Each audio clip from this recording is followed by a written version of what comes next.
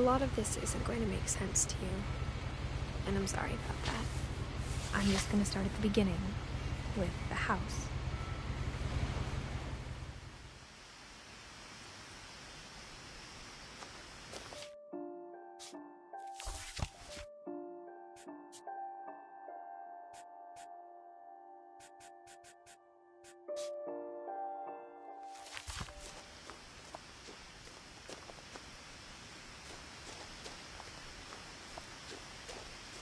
I lived here until I was 11, but I wasn't allowed inside half the rooms.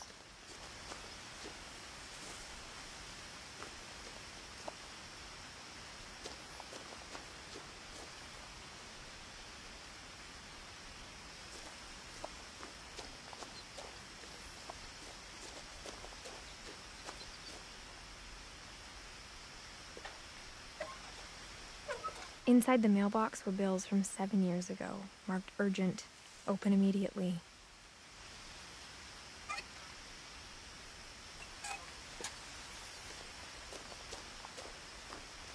I hadn't been back since my brother Lewis's funeral.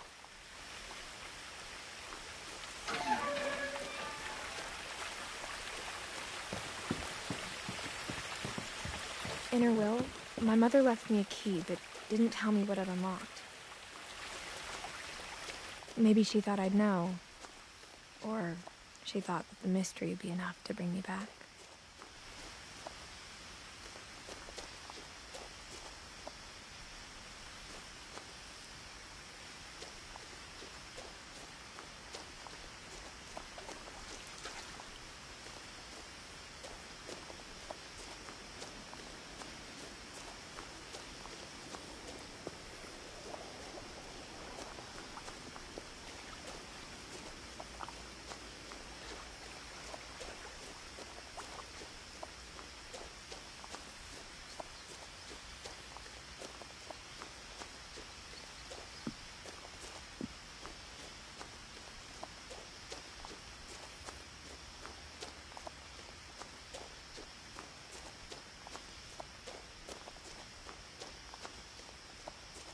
No one had driven this way in a long time, but I saw a few hoof prints.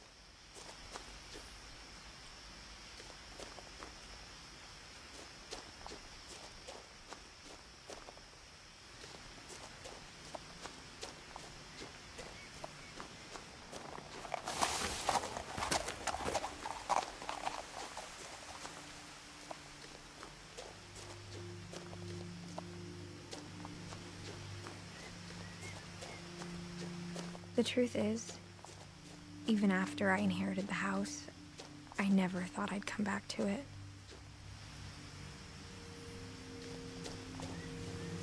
But now I had questions about my family that only the house knew the answers to.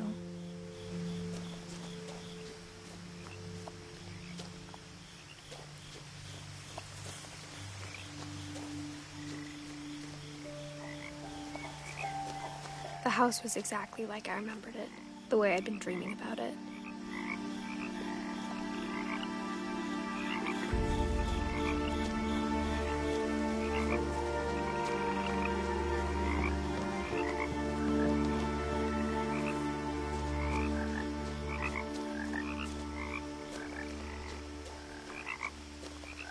As a child, the house made me uncomfortable in a way I couldn't put into words.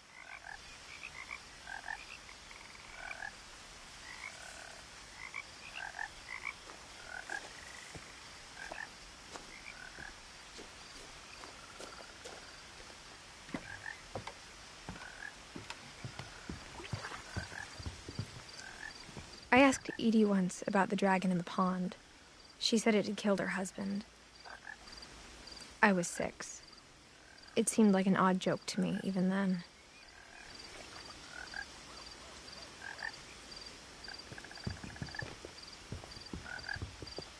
Now, as a 17-year-old, I knew exactly what those words were. I was afraid of the house.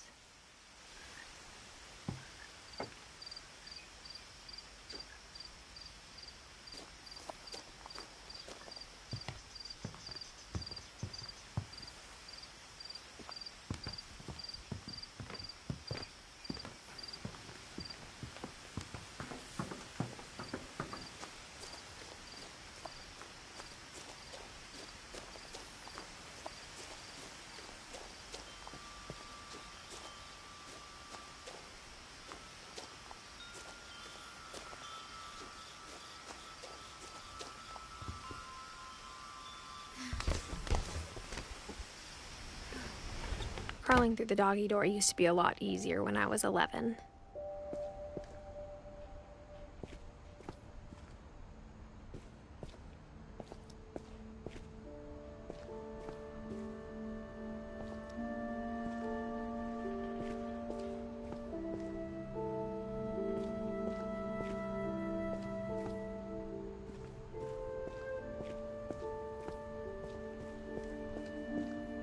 For the first time in years,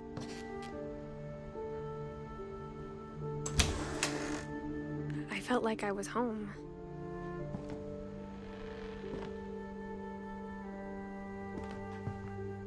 But instead of a family, there were just memories of one.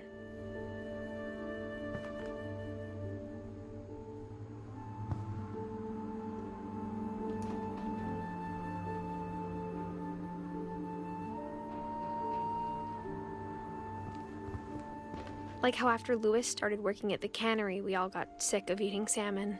Except our cat, Molly.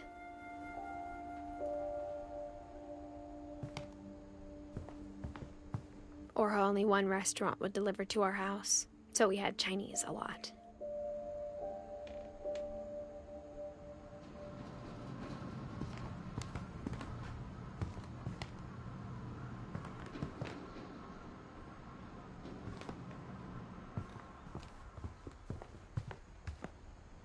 The table was still a wreck from the night we left. It was like a bomb had gone off, killing everyone but sparing the furniture.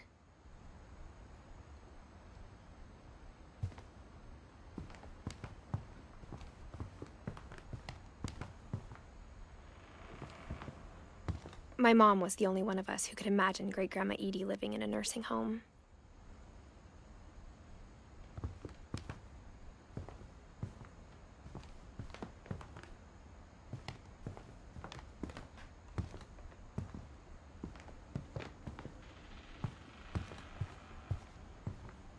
Nothing in the house looked abnormal.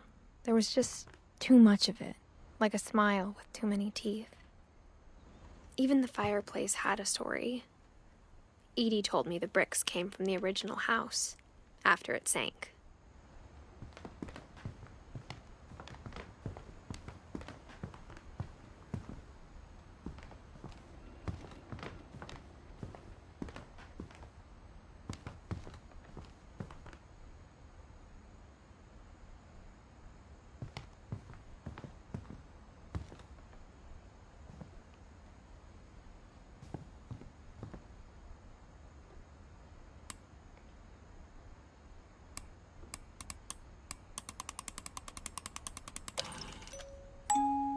Great-Grandpa Sven built a music box for Barbara, along with the rest of the house.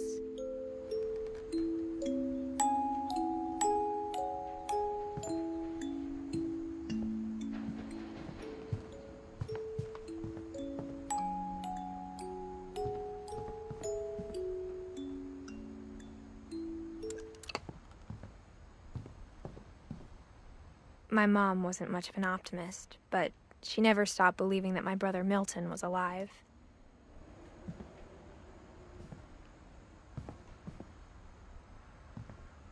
A lot of things got left behind in the whirlwind of that last night.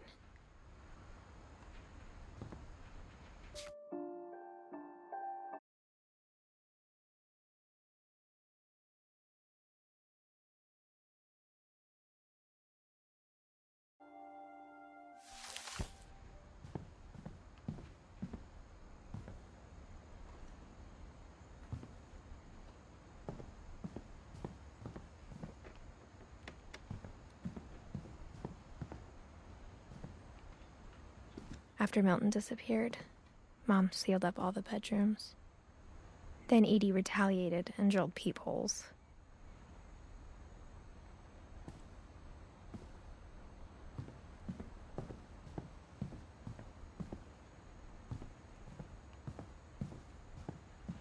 I spent a lot of time playing in Great Uncle Walter's room.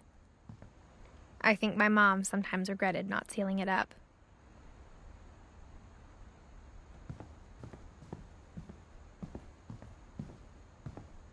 Louis told me there were secret passages, but I never believed him.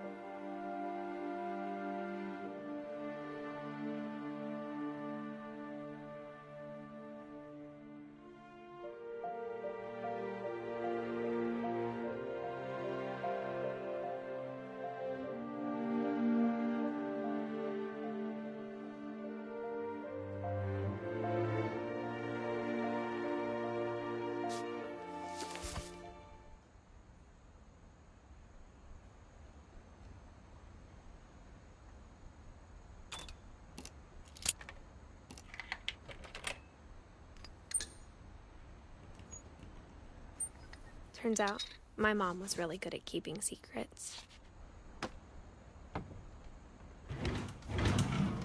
Now it was time to find out what my mom had been afraid of.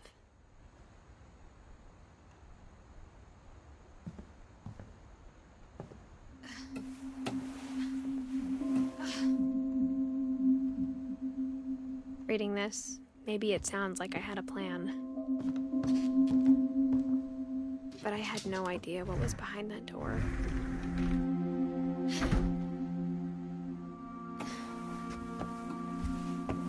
Just like I had no idea where all this was gonna lead.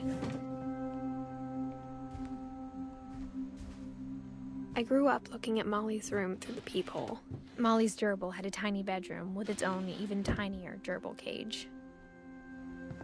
Being inside for the first time, I felt like I'd stepped behind a painting.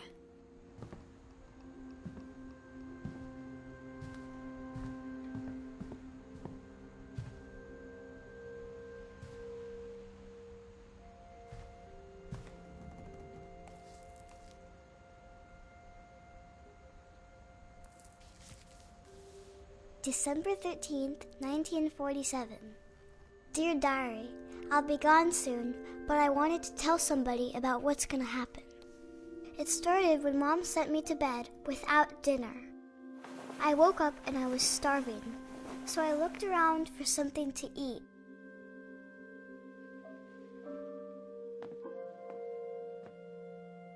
My Halloween candy was all gone.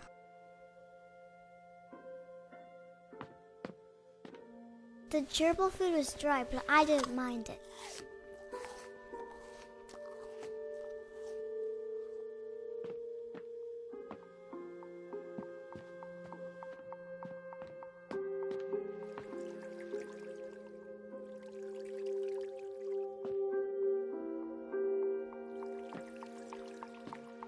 I thought about eating Christopher, but I held back.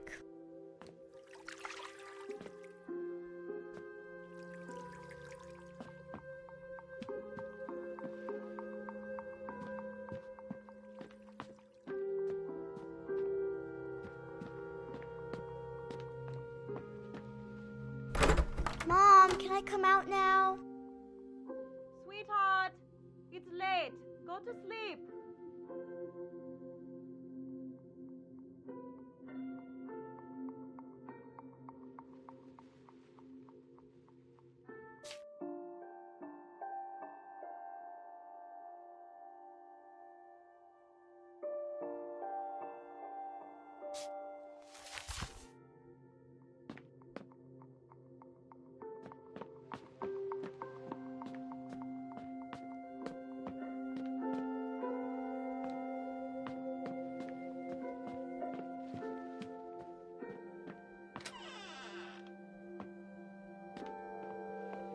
I kept eating and eating.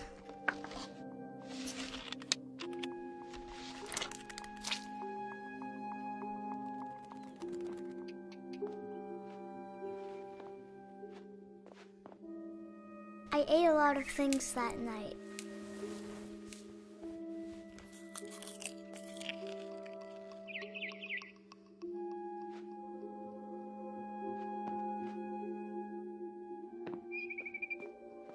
Then I heard chirping outside my window. It was a barn swallow going back to her nest. I reached out for her.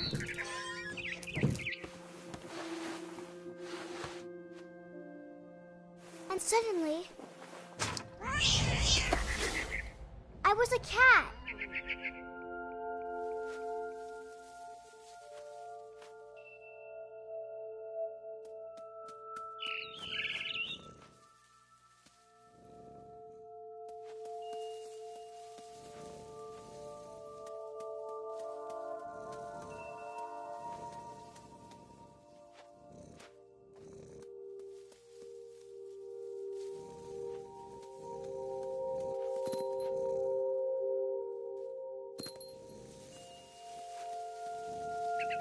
I tried to be quiet, but the bird was really scared.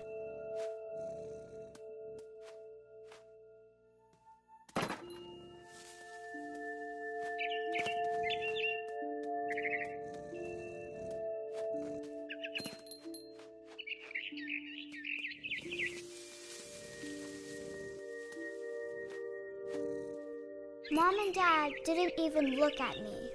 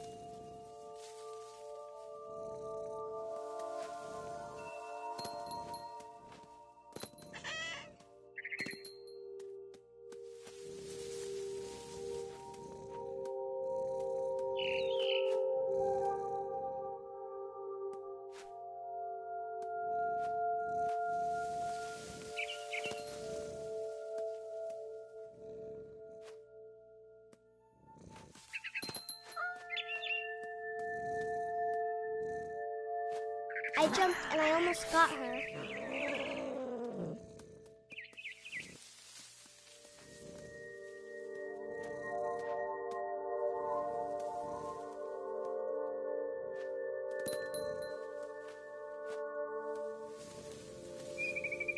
I could tell she was getting really tired.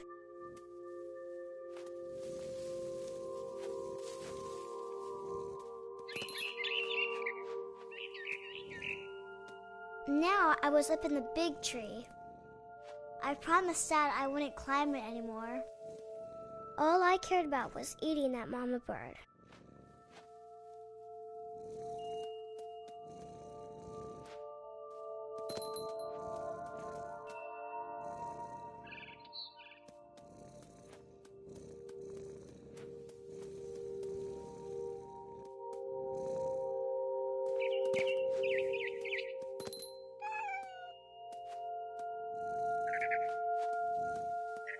I gobbled her up. And suddenly, I was an owl.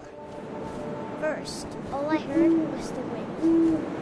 Then I heard little teeth nibbling in the grass.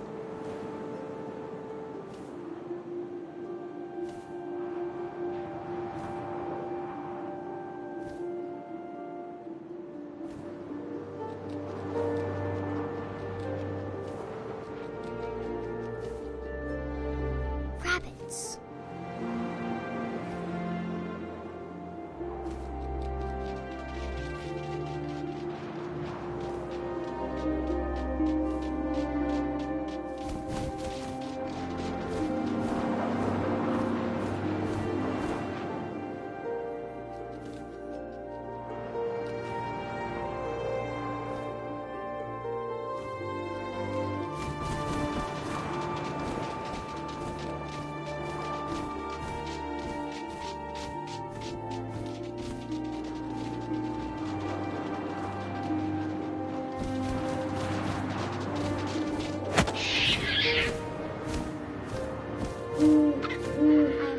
His face looking up and seeing mine through my talons.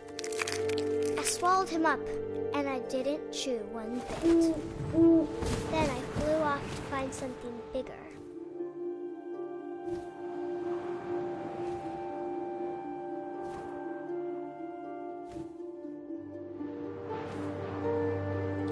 A mama rabbit.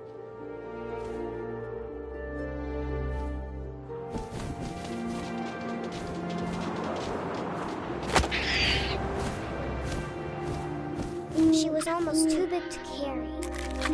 I started choking, but I couldn't stop eating. And suddenly, I was a shark.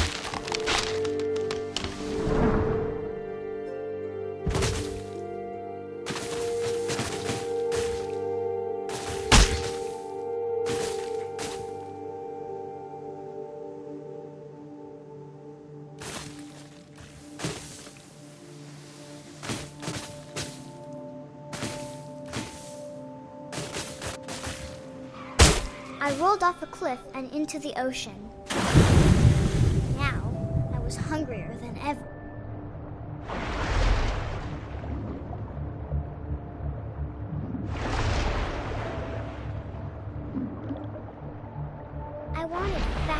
juicy seals.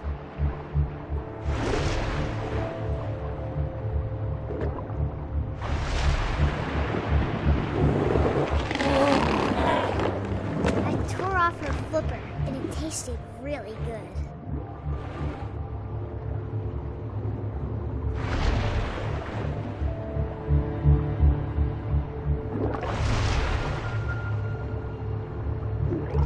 Grabbed on tight, but I was so hungry, I jumped out of the water. When I opened my eyes, everything had changed.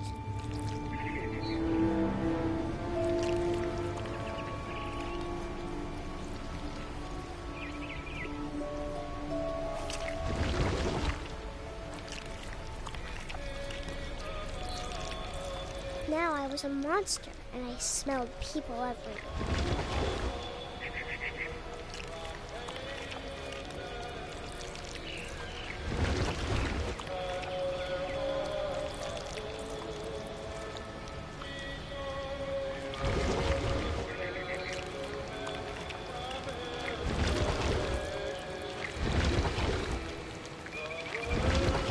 I was big, but I moved real quiet.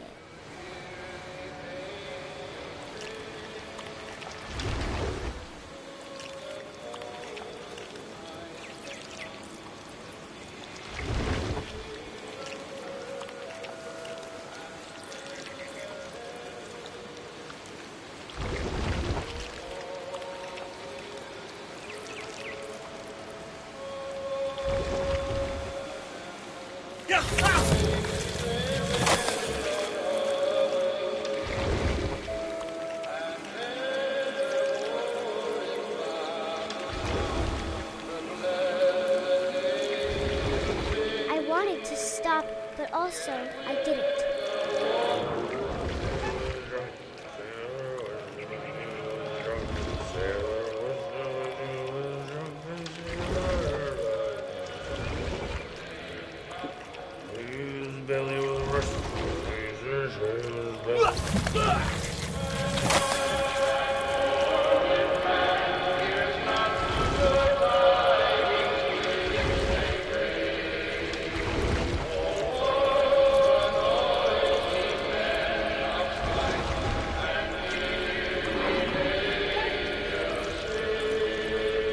After the last passenger, I was still hungry. And across the water, I smelled something new. Something I had to have, so I swam towards it.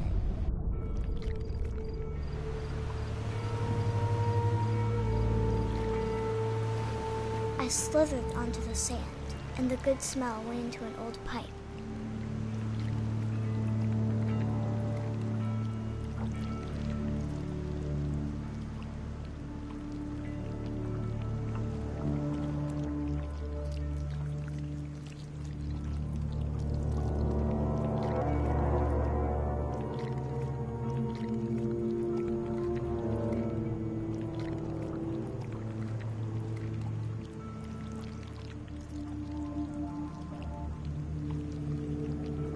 I got closer and closer.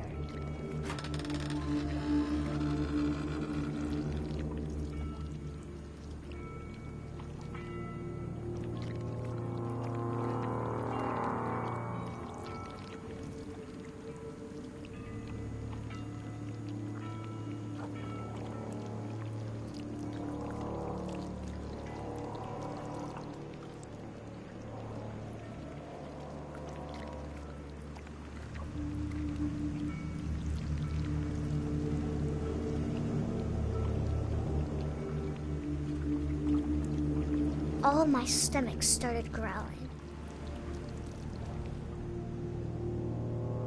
And suddenly, I was me again. I held my breath for a long time, but I couldn't hear anything. I think it's waiting for me to fall asleep. But it's not going to wait much longer. It needs to feed, and we both know I will be delicious.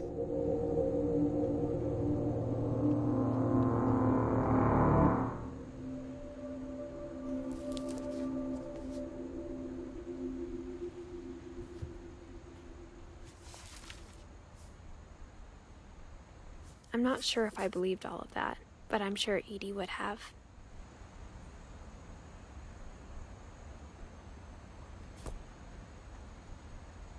I got the sense Edie had spent a lot of time here, before my mom sealed the doors.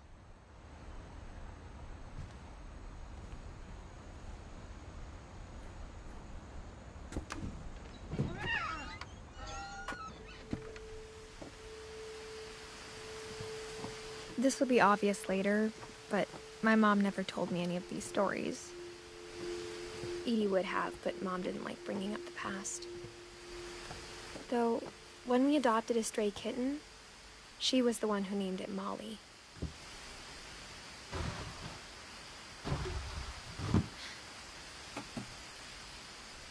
I spent a lot of time in Great-Grandma Edie's room.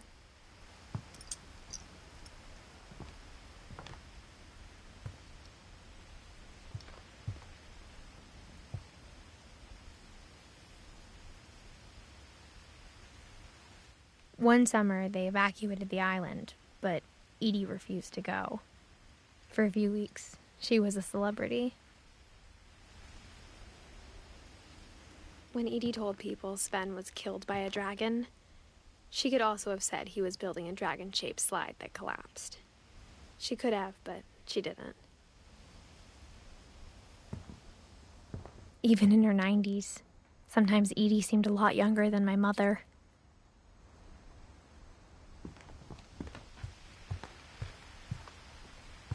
Louis died a week before we left, but Edie had already started to memorialize him.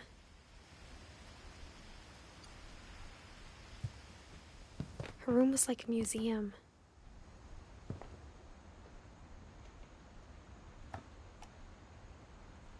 For 500 years, the Finches have been famous throughout Norway for their fortune and misfortune. Odin Finch buries the latest victims of the family curse, his wife Ingeborg and their newborn son, Johan. On January 7th, 1937, he set sail with his family and his house, hoping to leave the curse behind. But 40-foot waves off the coast of Washington send the house and Odin to the bottom of the sea. Odin's daughter Edie, with husband Sven and baby Molly, step ashore on their new home, Orcas Island. Odin Finch is the first to be buried in the new family cemetery. His daughter Edie is already dreaming of a new Finch house.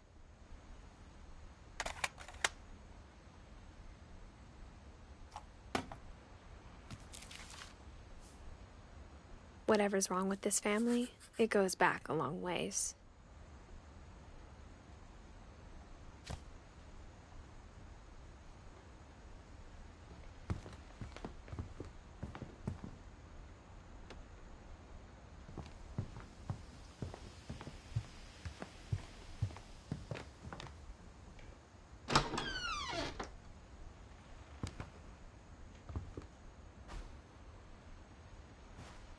The only trace Grandpa Sam's first wife, Kay, left on the house was the pink bathroom.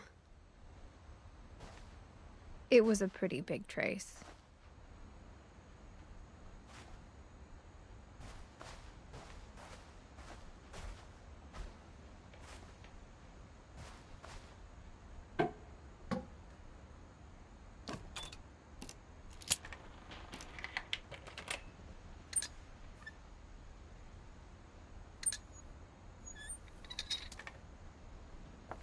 There's a secret in this bathroom. It's in the last place you would look. It isn't in the cupboard.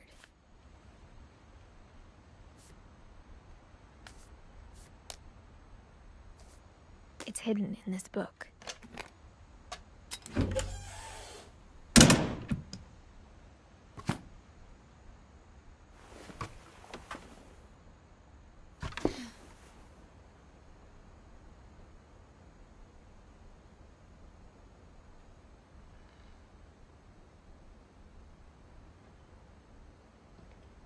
Sven gave Sam an old camera he'd refurbished.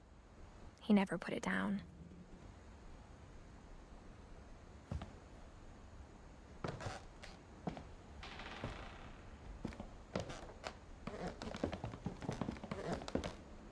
From the paintings on the wall, it was clear my brother Milton had been here before me.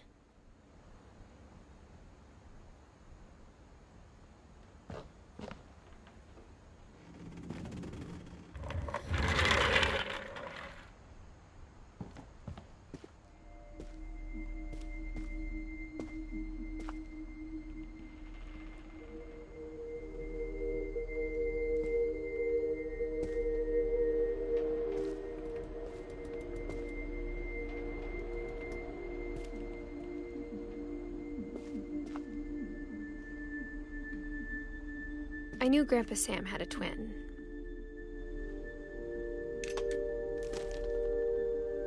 And that he never talked about him.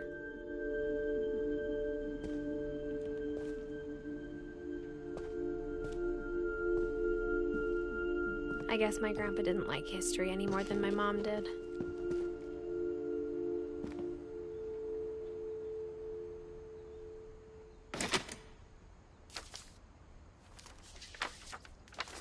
How I Want to Remember My Brother by Sam Finch.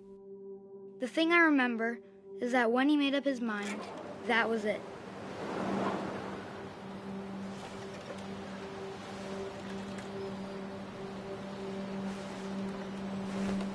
My brother said he'd die before he ate another mushroom, and he did. At Barbara's funeral, we swore we'd never be afraid again, and he wasn't. I think Calvin always wanted to fly. Sam! Calvin! Dinner's ready! Coming! But that day, he finally made up his mind to do it. I told him going around was impossible.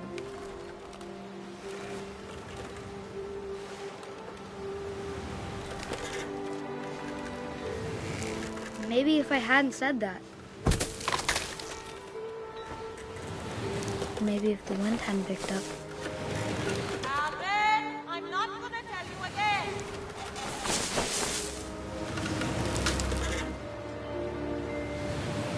Then maybe he'd still be here.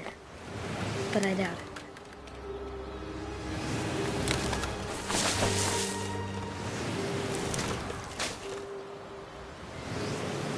I think he'd already made up his mind.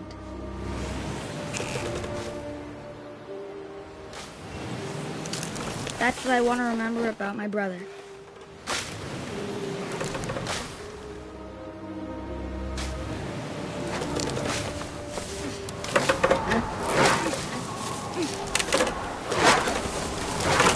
The day he made up his mind to fly.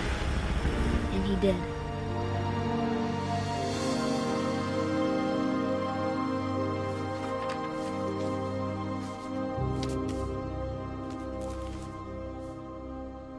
Calvin's story felt strangely familiar.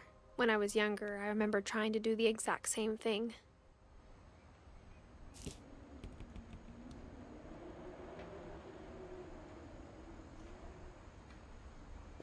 After the funeral, Edie roped off Calvin's half of the room.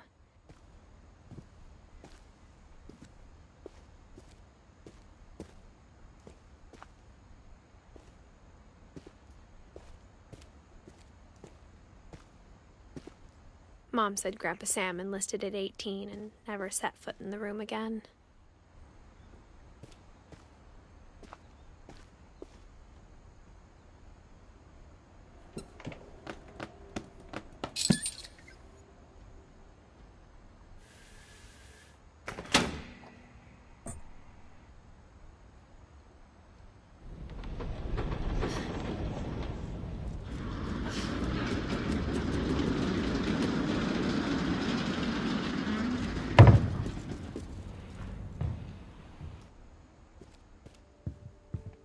The passages were a pretty tight fit. They'd obviously been built for smaller hands and bellies.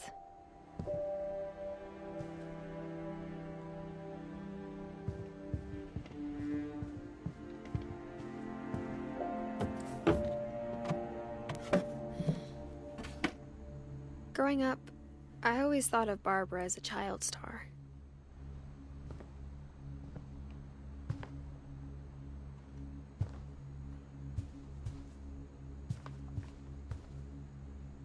never thought about how hard it must have been for her afterwards.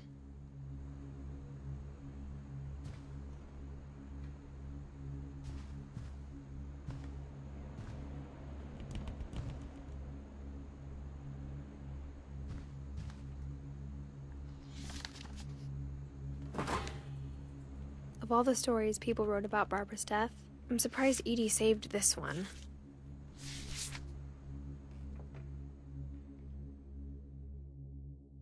Old Jack here with another ghastly tale inspired by America's most unfortunate family. I'm calling it The Surprise Ending of Barbara Finch. As a child star, Barbara was famous for her scream. Now at 16, she was all washed up. A has-been. But in a lucky break, she'd been asked to perform her signature scream at a local convention for monster movie fans. It was just the boost her career needed. Unfortunately, her scream hadn't aged well. Getting better. I think you just need the right motivation. Her biggest fan and current boyfriend, Rick, was about to demonstrate when... Now that was a great scream. It was Barbara's father, Sven. He'd slipped into a table saw and had to be rushed to the emergency room. So Barbara got stuck babysitting her youngest brother, Walter. Her convention comeback was cancelled. Okay, I'm hearing frustration, but I'm not hearing terror. What if I tried... A gang of hoodlums in Halloween masks have been terrorizing Orcas Island tonight. Police are urging residents to... That came from the basement. You're right!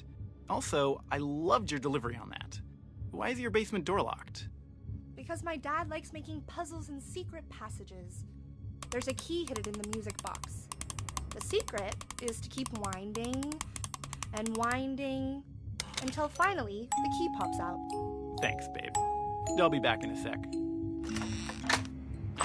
20 minutes later, Rick hadn't returned. So Barbara went to look for him, right on cue.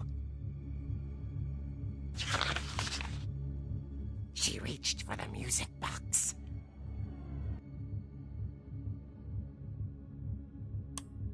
And as she wound the key, she listened for Rick, but the house was silent.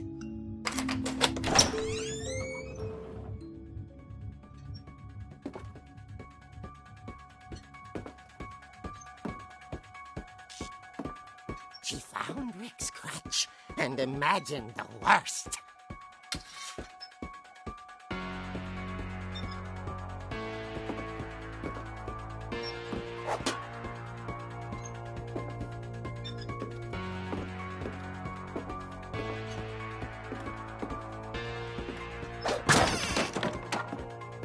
The gang's leader is the infamous Hookman killer, Dr. Carl Hamill, who impaled and then ate his family 10 years ago tonight.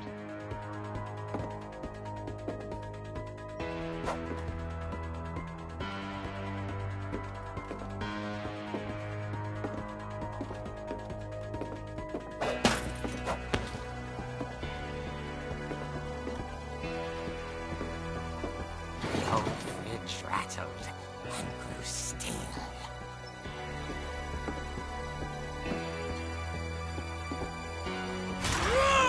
Oh dear! Oh! Rick? Barb, relax. I was just trying to scare you to help you find your scream. Well, I'm not scared, Rick. I'm furious. Then act furious. All I'm getting from you now is that you're hurt and confused and you're... She threw him out, but she kept a little something to remember him by. Barb, have you seen my other crutch? And she was still holding it when she fell asleep watching the late picture show. Hours later, Barbara! Walter, what's going on up there? Ah! Okay, I'm coming up, but if this is a trick, you're dead, Walter.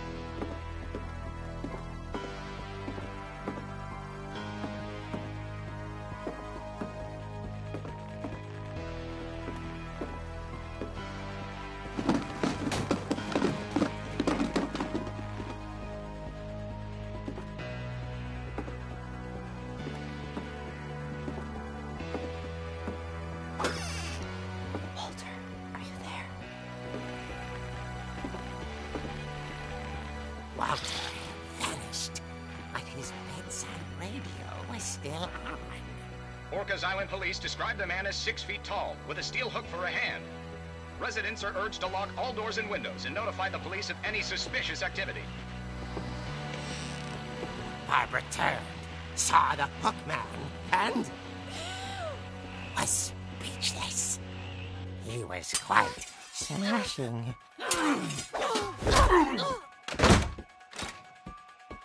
And young he was. He couldn't get enough of Barbara. Okay, Barbara, there's gotta be another way out of here.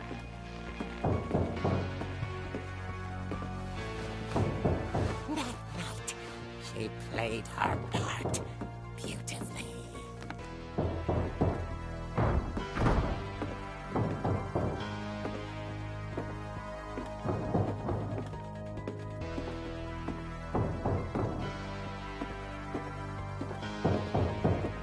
She thought about abandoning Walter, but just couldn't do it.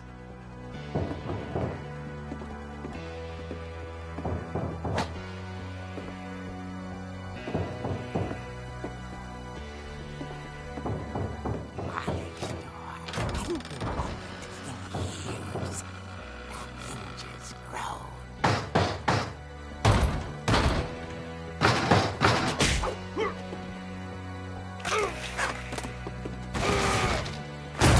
He wasn't moving, but she sensed the story might not be over yet.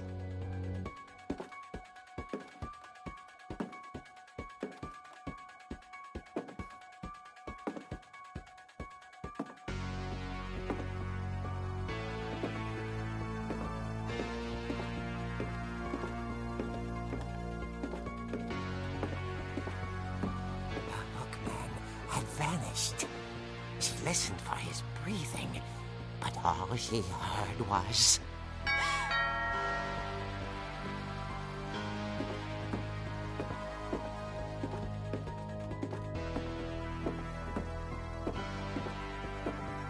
At the door, she heard whispering.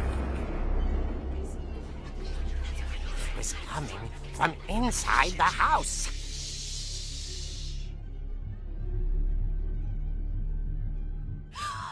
Oh dear.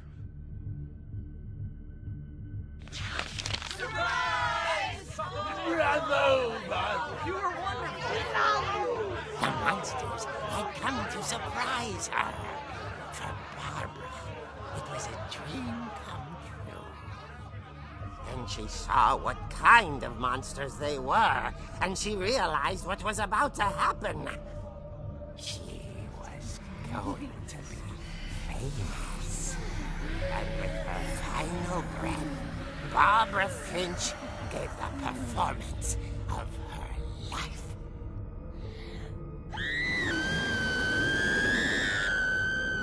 I wasn't there myself, but I hear Barbara was magnificent. Poor girl. She had a taste for stardom. But unfortunately, so did her fans. Of course, the police blamed it all on poor Rick, who disappeared the same night. And little Walter? hiding under his bed the whole time. He took it all pretty hard, but that's another story. As for Barbara, tucked inside the music box is all they ever found of her. Her ear. Now that's what I call a real eerie tale.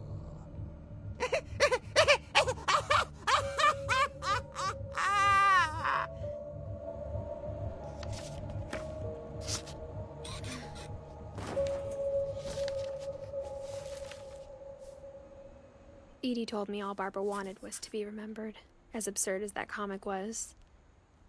Maybe what Edie saw was a happy ending.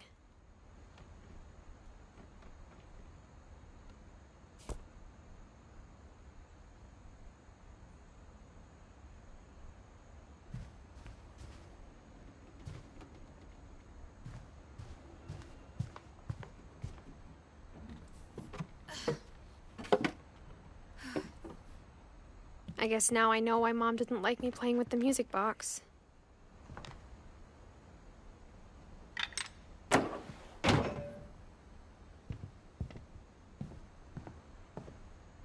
Edie's father, Odin, built the original house.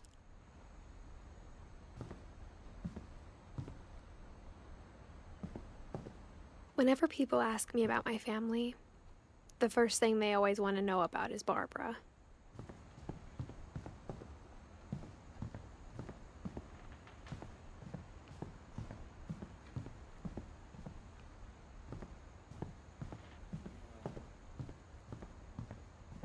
It's funny. All those times I played with the music box and never found the basement key.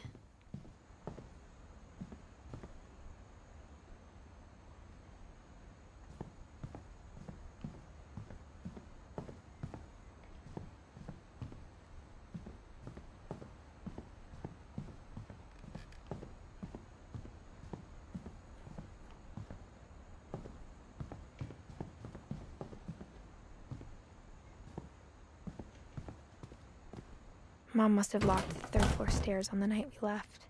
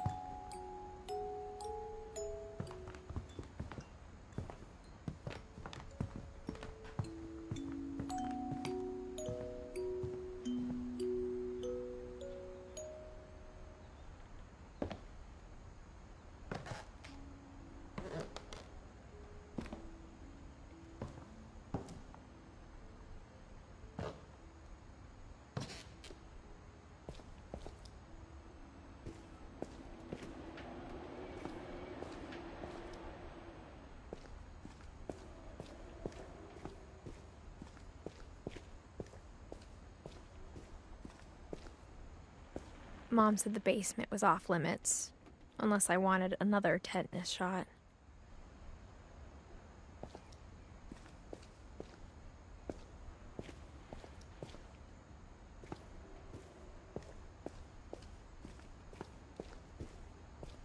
I saw Edie sneak down to the basement once, carrying packages.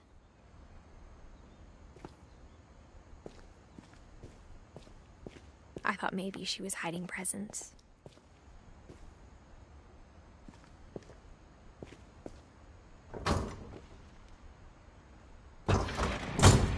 It turned out she was hiding a lot more than that.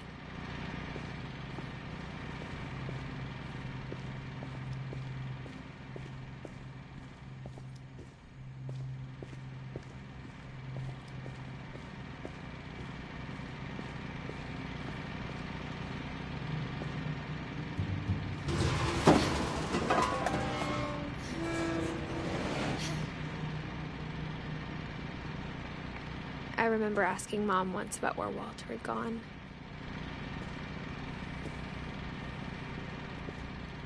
She said after Barbara died, he got as far away as he could.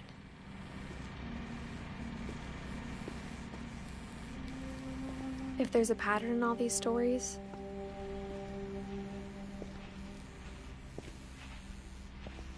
I think it's that none of us has gotten very far.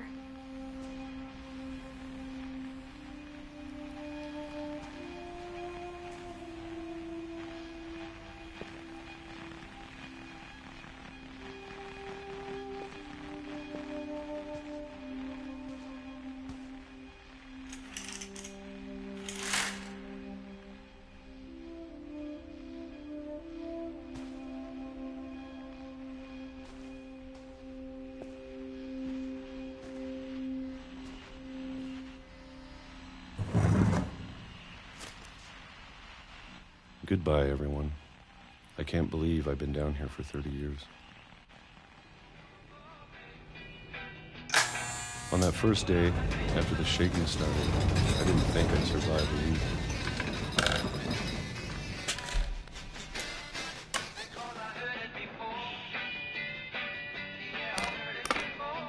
But after a few days, I settled into a routine. That's what kept me sane. Having a schedule, living for today. I always expected to be dead tomorrow. But if you wait long enough, you get used to anything.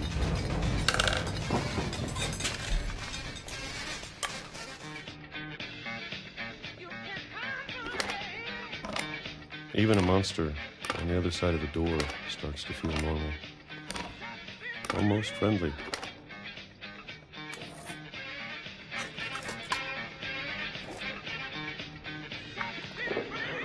And then one day, everything just stopped. Whatever that thing was, it was gone. Maybe it got tired of waiting. Or maybe I just got tired of being afraid.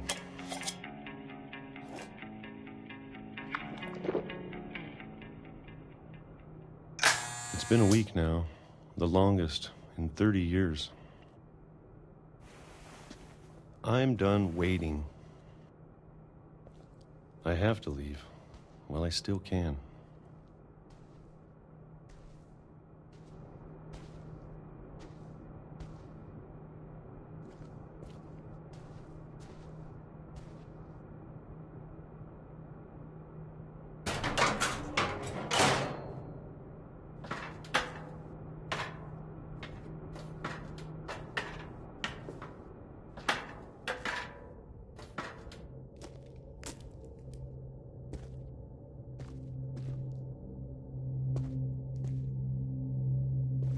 I know it's out there, somewhere.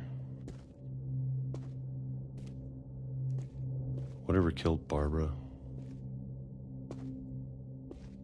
and Molly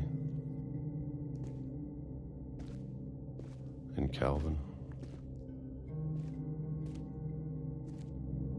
Maybe this is all a mistake.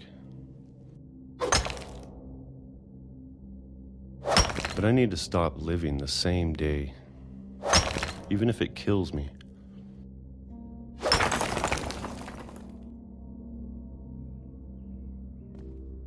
Whatever's out there, I want you to know I'm ready for it.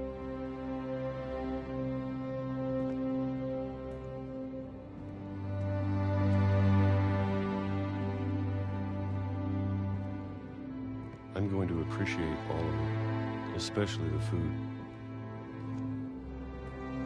I don't mind if I only have a year left. Or a month. Or a single week. I'd be happy with one new day. I can already imagine the sun on my face.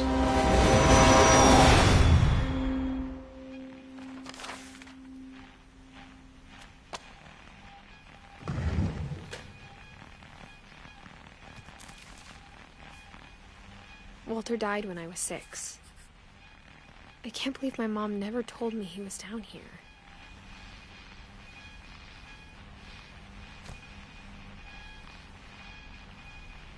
I'm sure my mom was trying to protect me.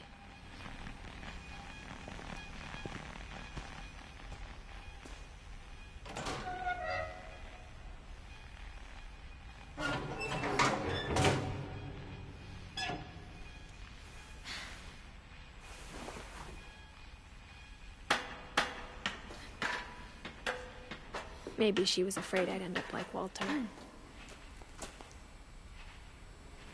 But if she never told me about an uncle under the house, I can only imagine what else she was hiding. I don't want to make the same mistakes she made.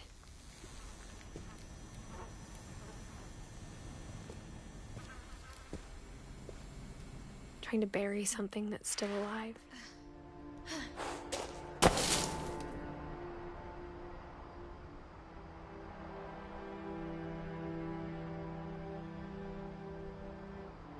Now that there's only one of us left, or maybe 2, I thought it was time I heard the stories for myself and found out what happened to everyone else. But now I'm worried the stories themselves might be the problem. Maybe we believed so much in a family curse, we made it real.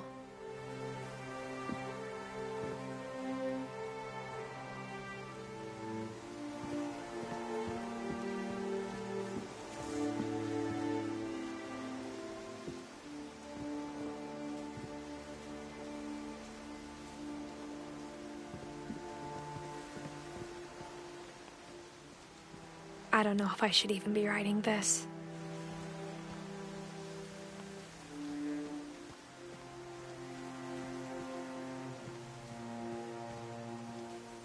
Maybe it'd be better if all this just died with me.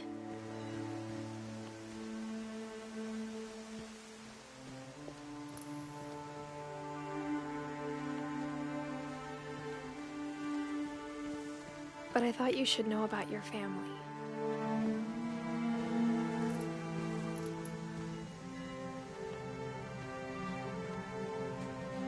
And the history you're a part of.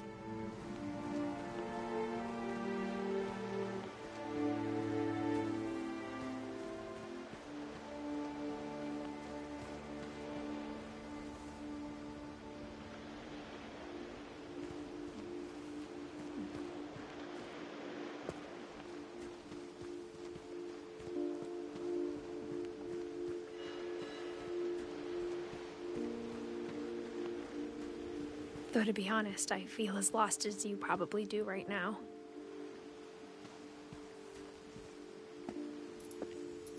I think the people in these stories believed them, for what that's worth.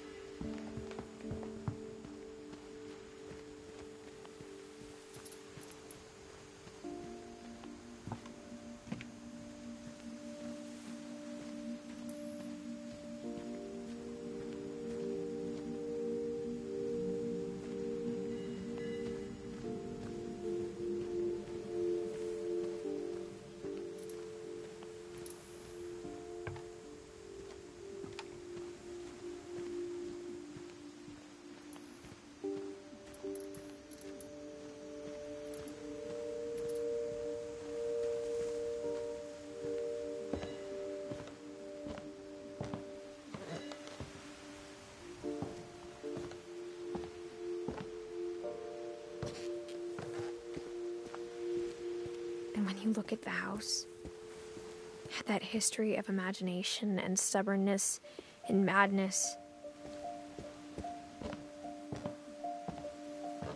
any of it seems possible.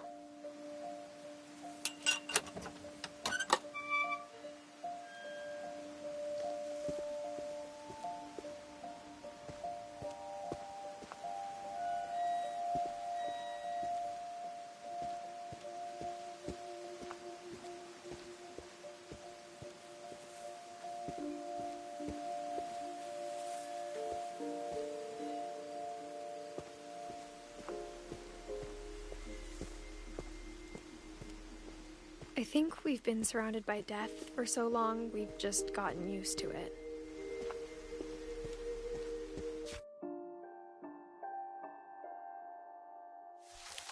What kind of family finishes building a cemetery before starting the house?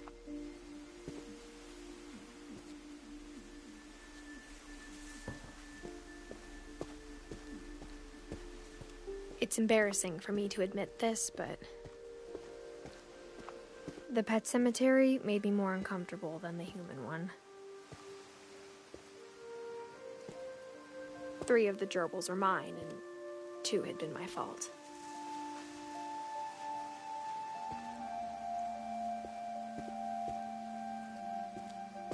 Sven built the house, but it was Edie who designed the cemetery.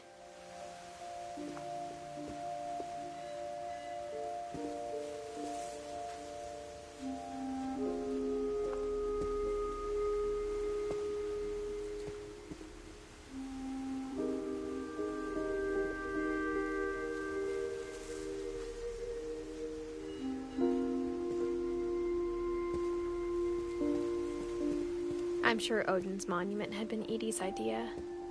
My mom was always trying to move on, but for Edie, the past never went away.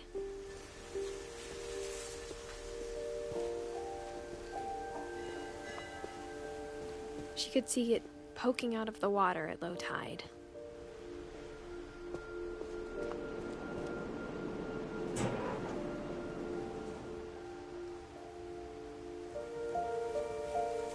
Edie said she dreamed about the old house every night.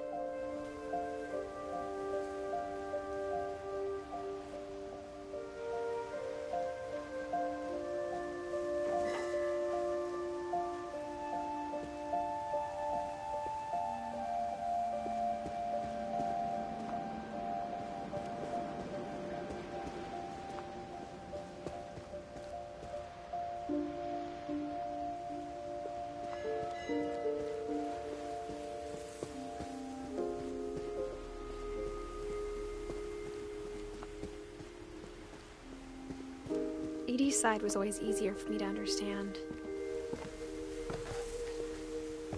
But the older I get, the more I can see where my mom was coming from. Her dad had been pretty strict, but it wasn't enough to save her brothers. She was just trying to do better.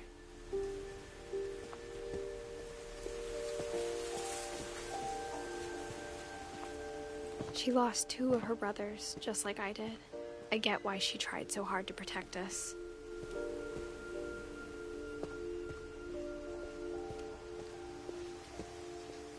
There's so many things I wish I could ask my mom now. Part of me thinks this is what she wanted all along. For me to come back someday and find everything out for myself.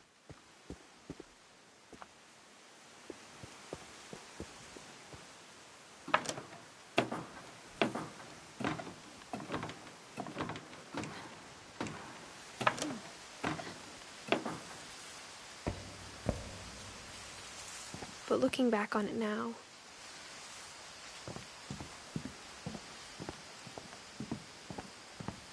if she told me there was going to be so much climbing, I never would have come when I was 22 weeks pregnant.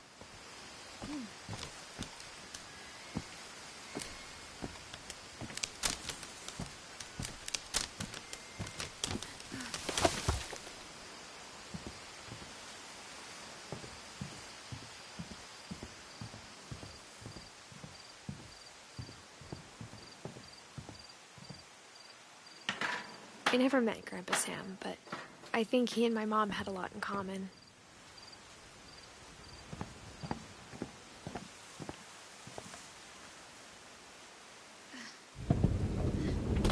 They were both pretty intense.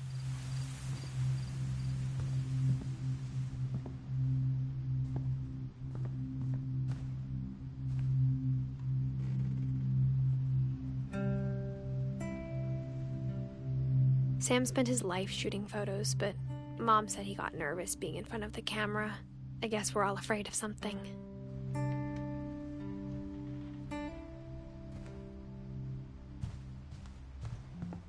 Instead of hiding from death, Sam seemed to go out of his way to meet it.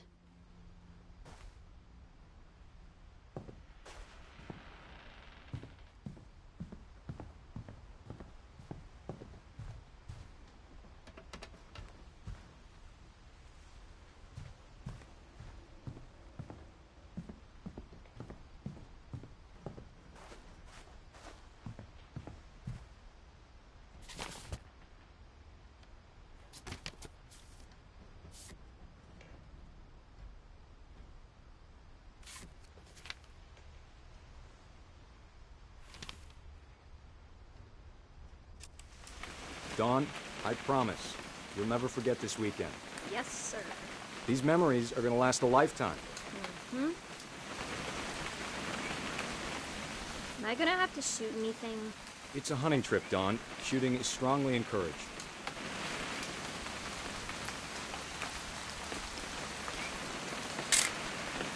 Shouldn't we be leaving? Just want to get a shot of you, Dawn, then we can take off. Not quite.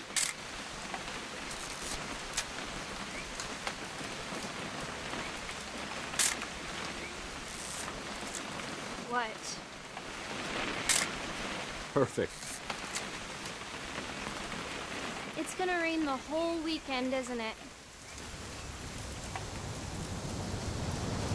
I will never forget this weekend, Dad. That's the spirit. Okay, got it. I'm gonna take some pictures, okay? Just be careful. The camera's older than you are.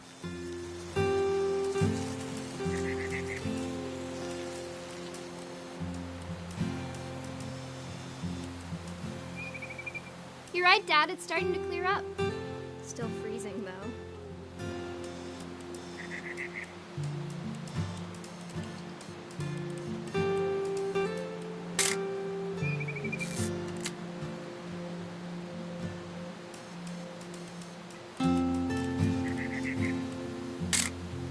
Aw.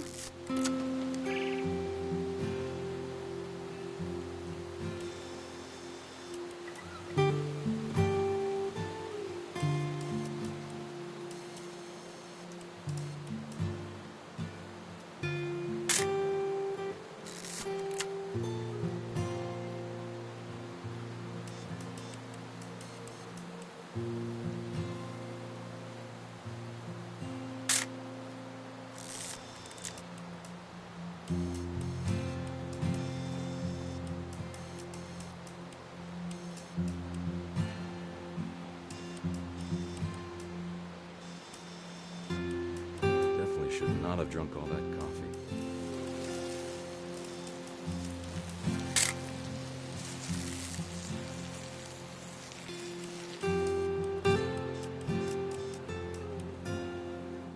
Nothing quite like being outside.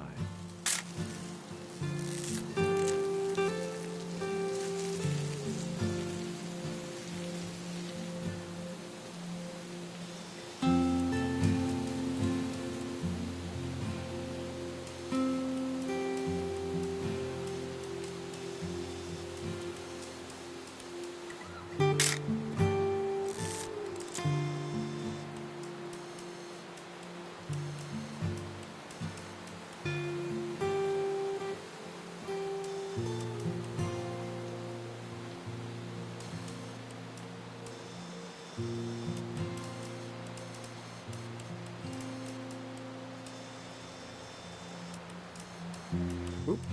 A little more gas in the tank, I guess. Hold still while I take a picture of you.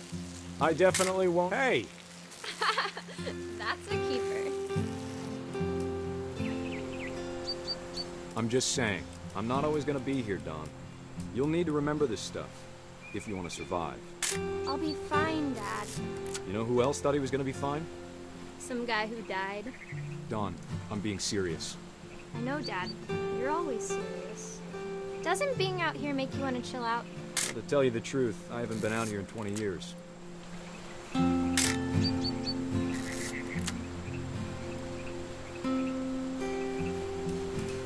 Dad! Good eyes, Dawn.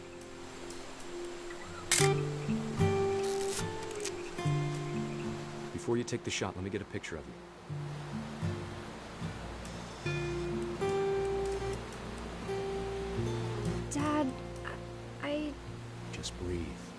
Turn off your imagination. Focus on your target. Let me get behind you. Do I have to do this? Dawn, you don't have to do anything. But if you want to survive, you'll need to be strong.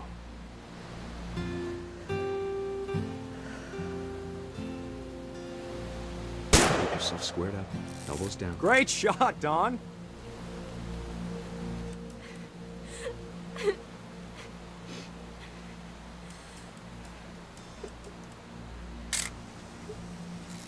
I'm proud of you, Dawn. Always remember that, okay?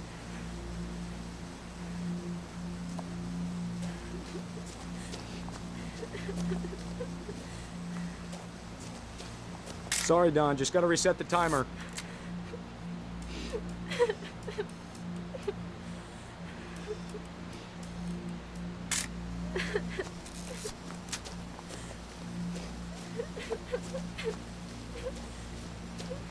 Dad, it's twitching.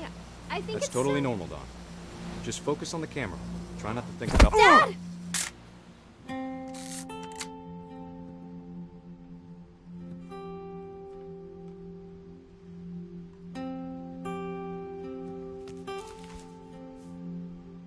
Of all these stories, that's the one I wish most that my mom had told me.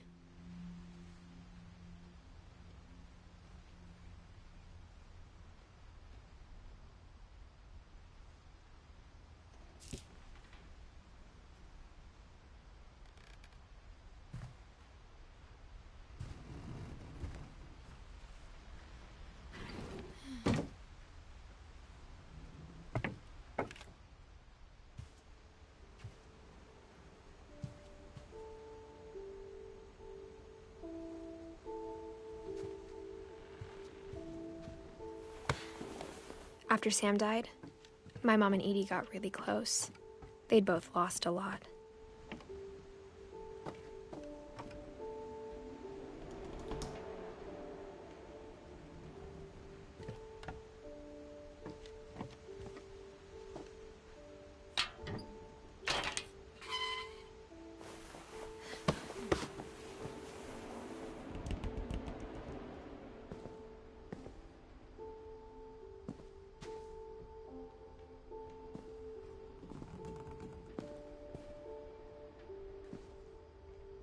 I can't imagine my mom ever writing poetry, and yet...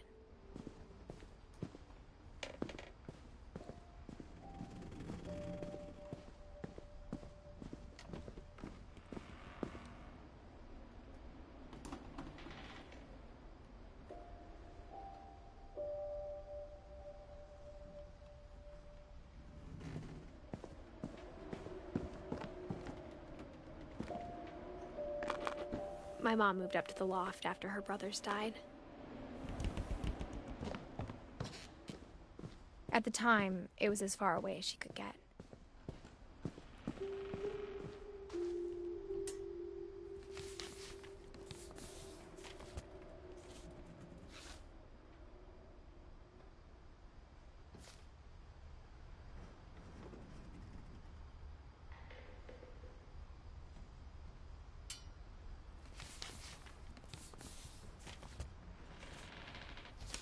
Dear Kay, do you remember the way Gregory used to laugh when he thought he was alone? Like something funny was happening, but only he could see it.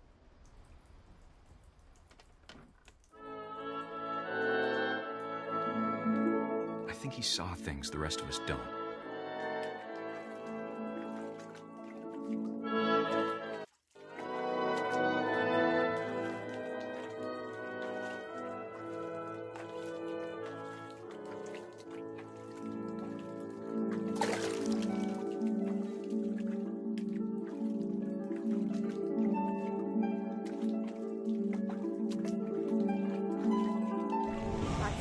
Gregory, it's time to...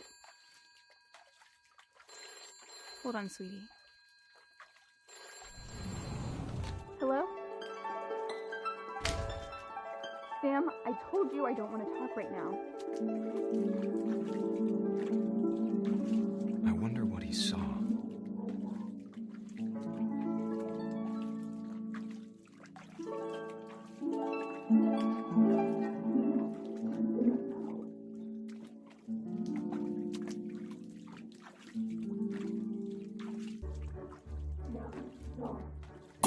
reminded me so much of Calvin. Lost in his imagination.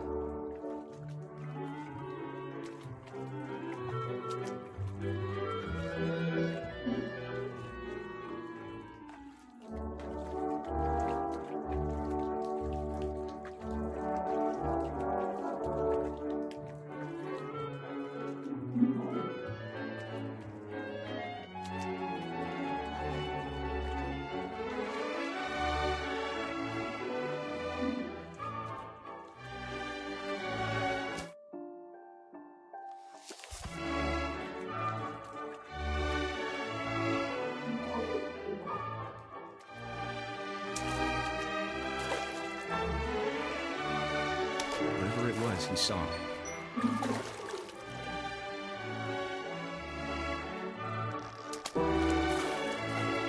It sure made him happy.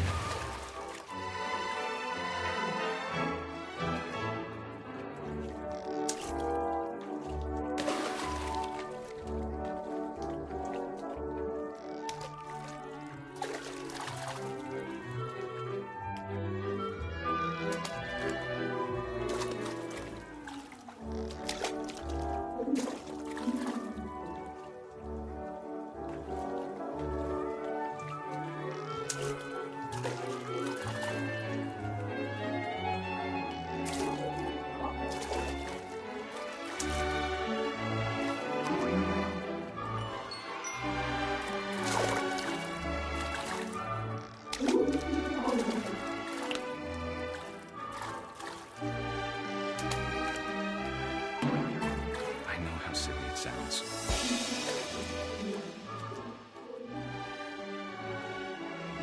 That I worried about a baby being too happy. I could feel him slipping away. Sorry about that, Gregory. I know you did everything you could. Maybe if I hadn't called that night. Damn it. Hold on, I don't want Gregory to hear this.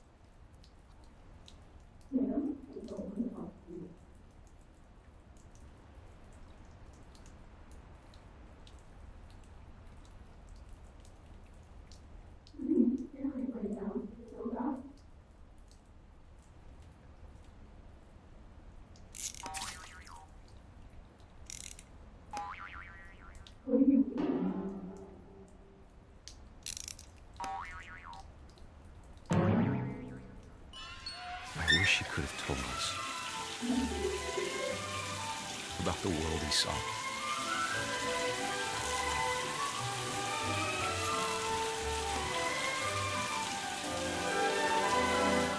There's so much I don't understand about Gregory, about everything.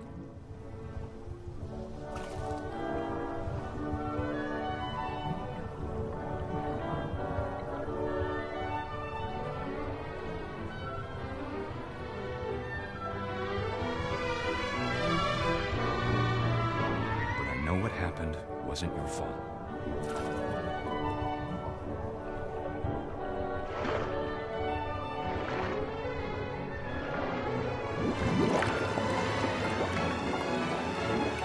I'm sure it's happy. He'd want you to be happy too. Good luck, Kay. Love, Sam.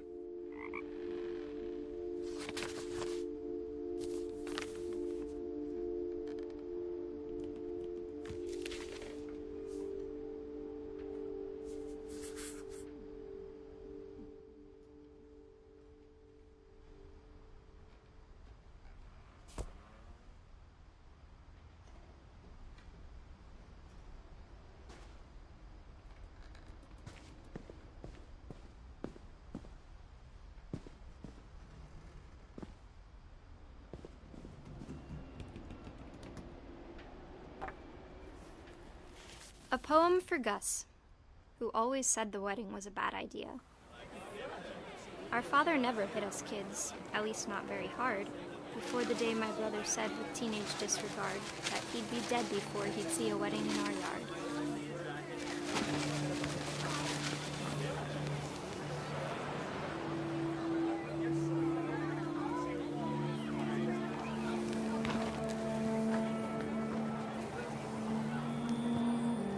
My father made him come, of course, but Gus stood far apart, just flew his kite and bottled up the storm inside his heart.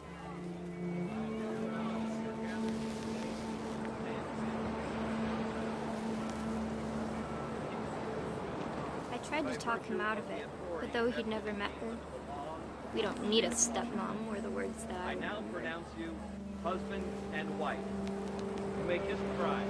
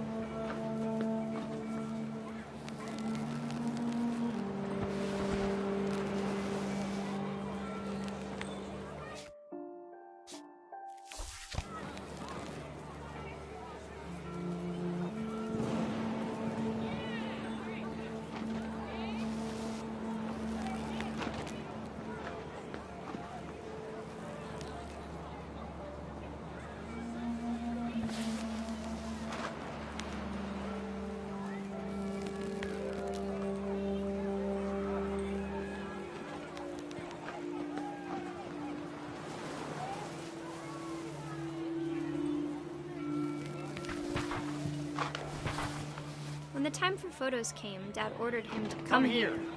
But Gus declined and as a sign held up his middle finger.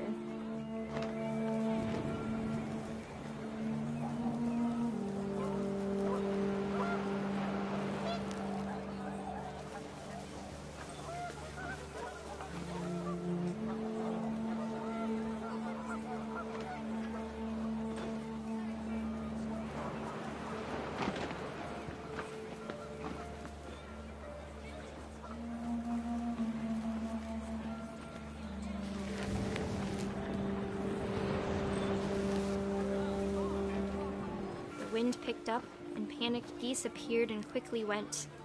But all the humans did that day was go inside the tent.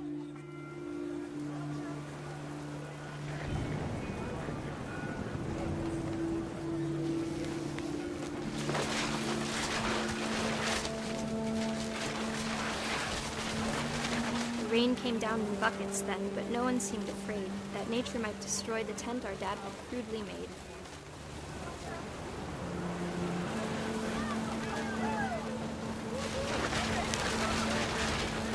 Thunder sounded much too close and full of angry power.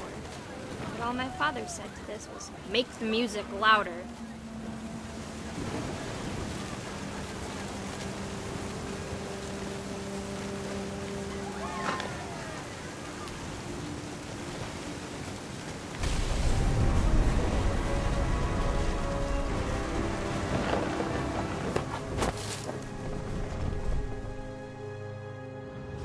I wish that I could truly say I thought about you on that day.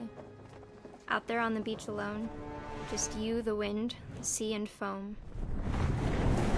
But I didn't, until we found you.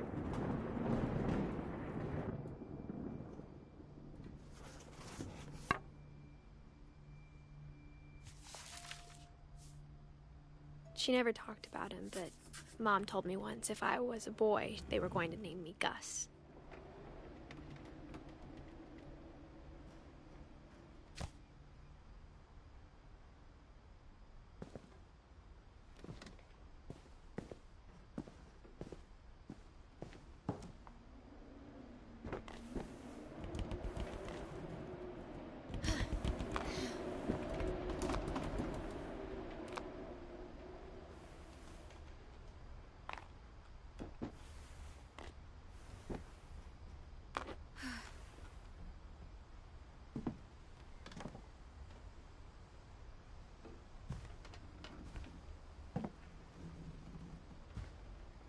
She spent a summer building houses in Calcutta, where she met my dad, Sanjay.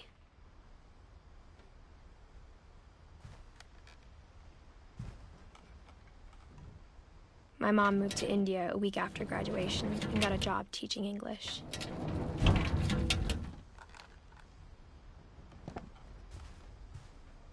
Religion was another thing my mom never talked about, but I think it helped her a lot after her dad died.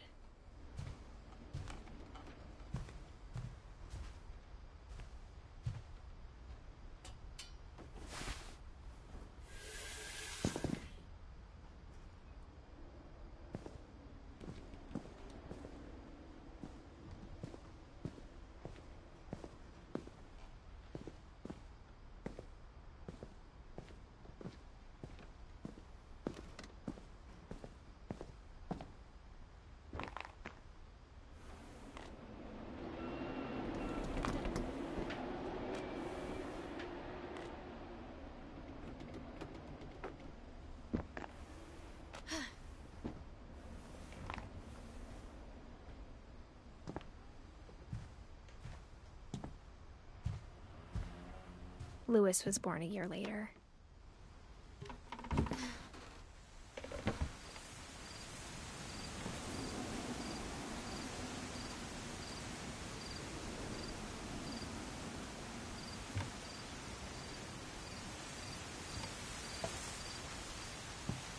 When my dad died, I don't think Mom knew where else to go.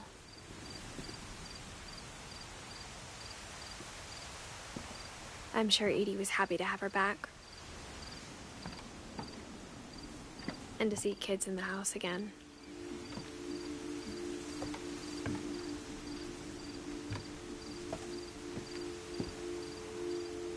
The house had to get a little bigger, but Edie was used to that.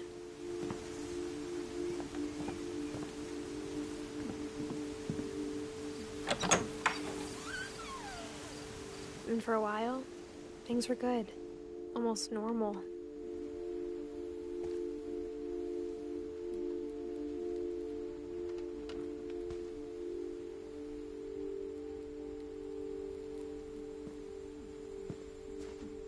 But it didn't last.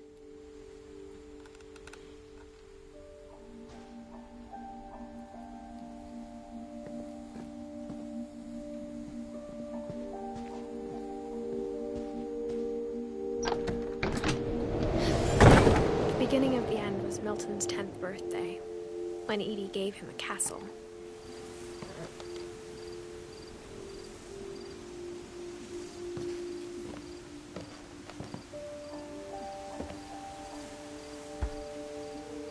After Milton disappeared, the only thing he left behind was a room full of paintings.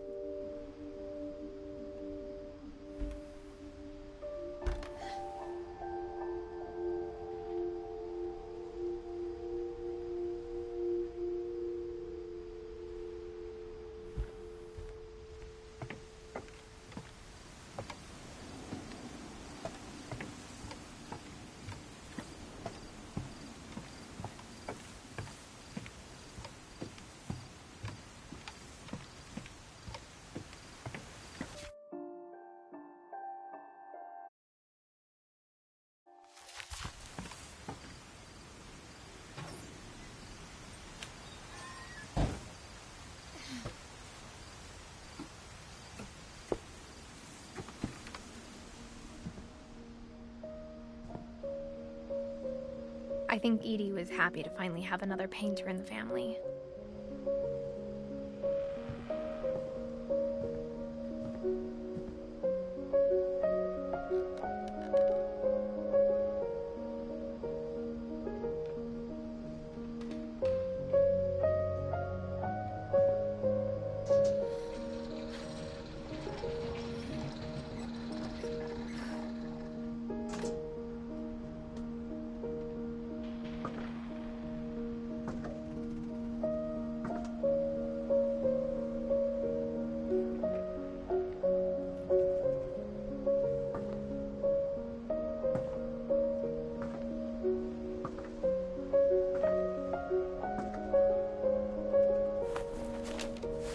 Milton Finch in The Magic Paintbrush.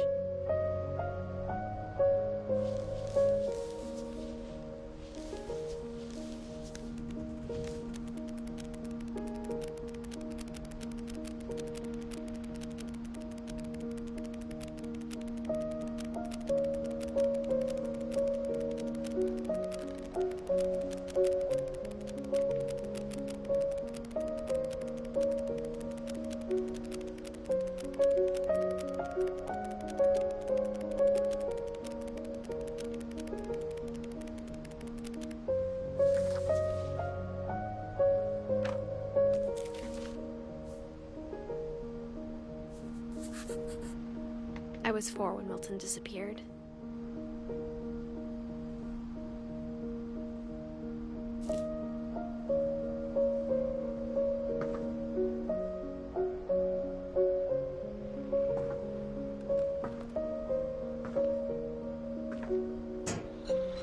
Mom spent months searching for my brother. Then she sealed the doors.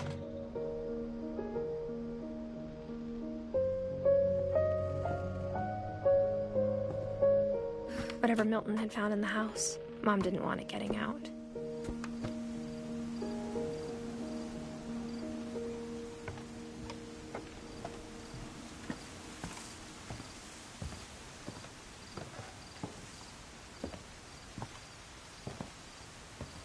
Mom definitely blamed Edie, but I think Louis blamed himself.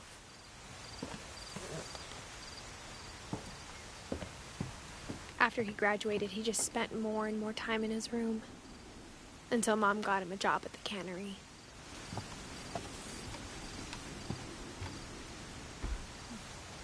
Everyone always told me to stay out of Louis's room, except Louis.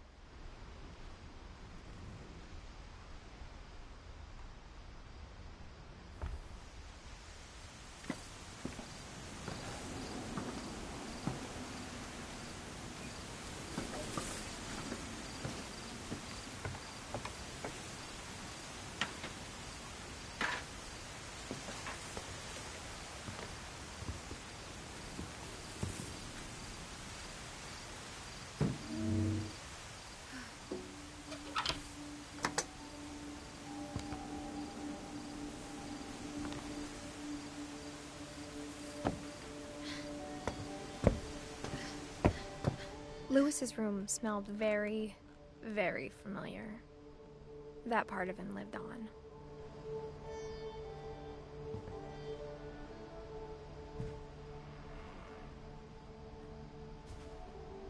He was so proud of being Indian.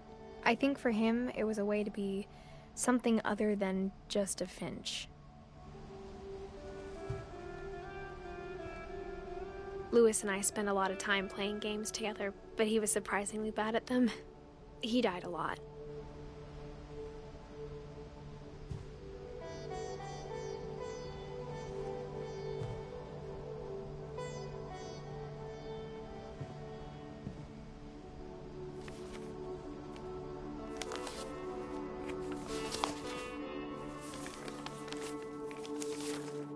Dear Mrs. Finch, as Louis's psychiatrist, I can understand your desire for an explanation. As I see it, the trouble began in January, shortly after we convinced your son to seek treatment for substance abuse. Newly sober, I believe Louis first noticed the monotony of his daily life.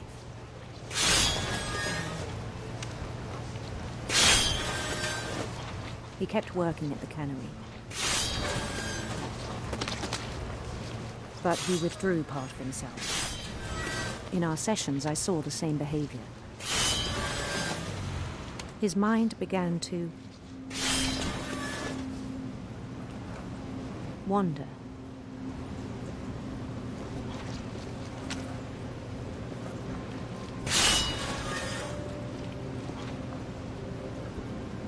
I asked him to describe it.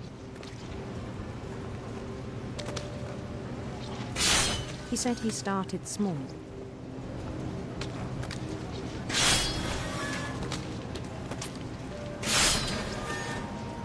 Imagining a labyrinth.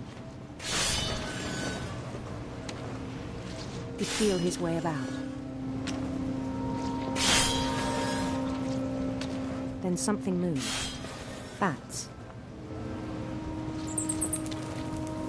And toads.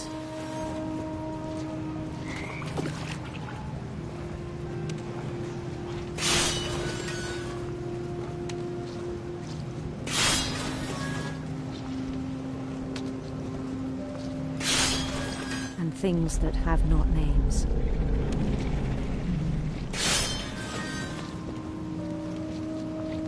He knew it was all in his head. But he took it very seriously. I had hoped he'd find himself.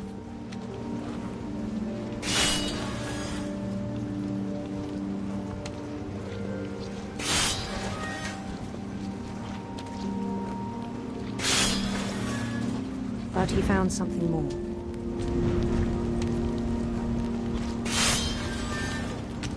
I worried about him then. Daydreaming at the cannery, I spoke with his boss. But he said Lewis had become a model employee. Methodical, tireless, focused.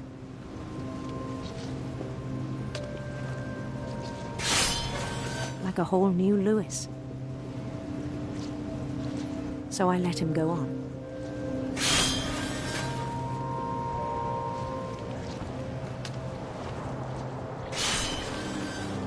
I even encouraged him. It seemed very promising at first. He told me he'd made a new friend.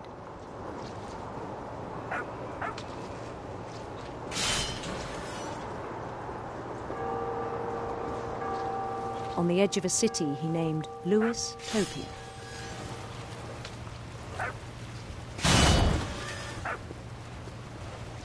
He built the city up slowly, brick by brick.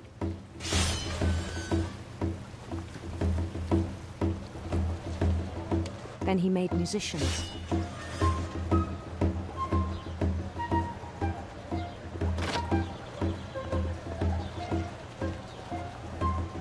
And songs for them to play.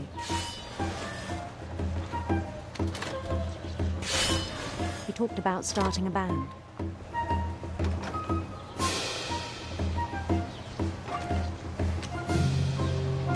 And he was always humming something. Every day his imagination grew stronger.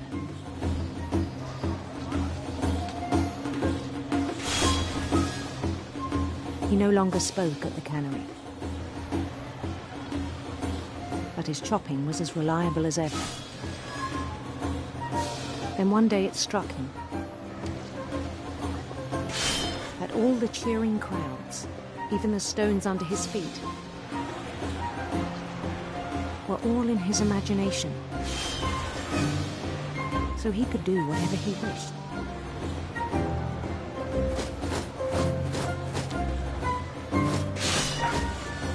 He held an election for mayor. And he won.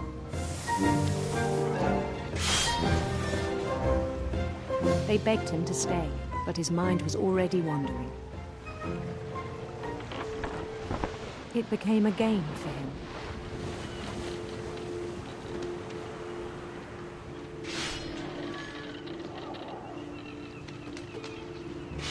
He'd conquer a city, then immediately push on.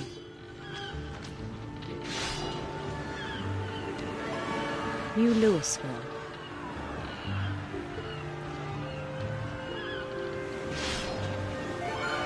St. Louis. He started drifting away from our reality.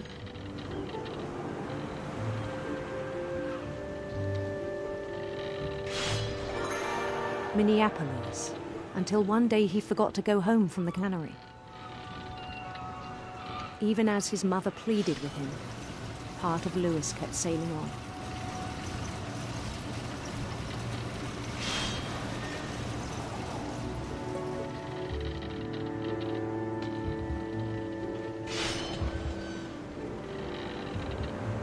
In Louisburg, he heard rumors of a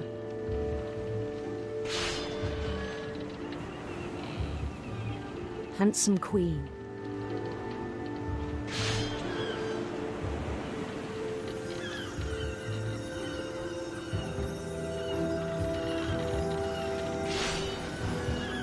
The queen was on her own quest for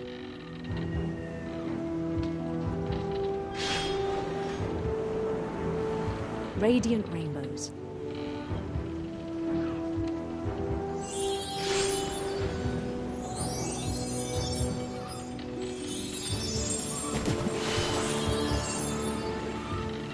He followed the sound of her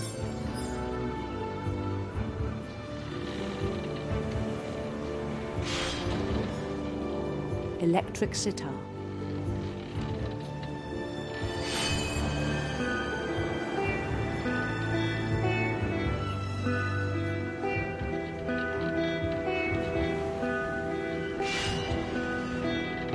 His chase led him to a golden palace east of the sun and west of the moon.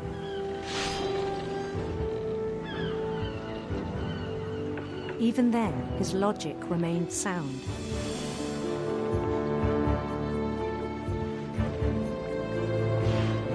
He knew the world was all in his imagination.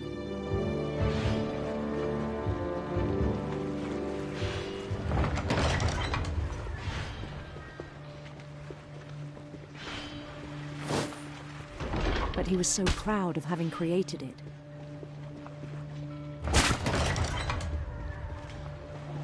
In his own eyes, he'd become something greater than a king.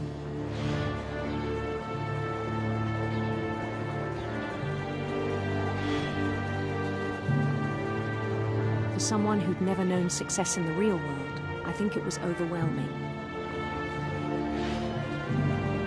And then it struck him that the real Lewis was not the one chopping salmon, but the one climbing the steps of a golden palace.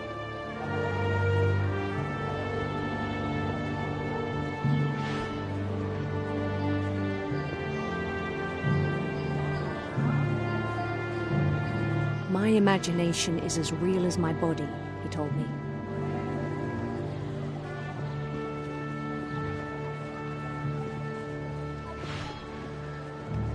It was hard to argue with him.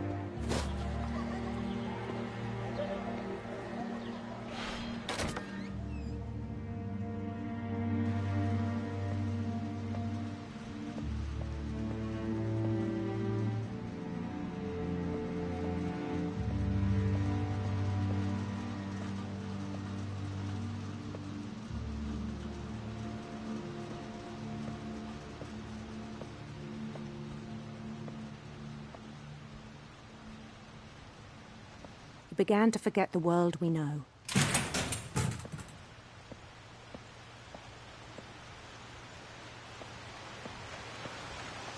I think it pained him to remember Lewis, the cannery worker.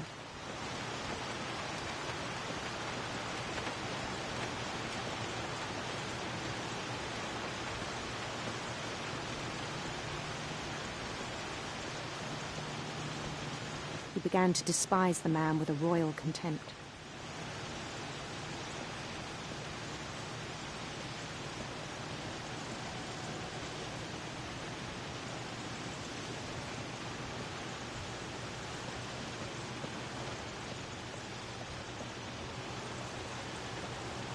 I still thought I could save him.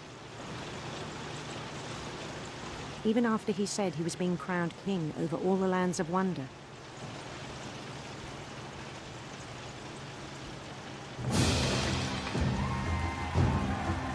The palace would be packed with his companions.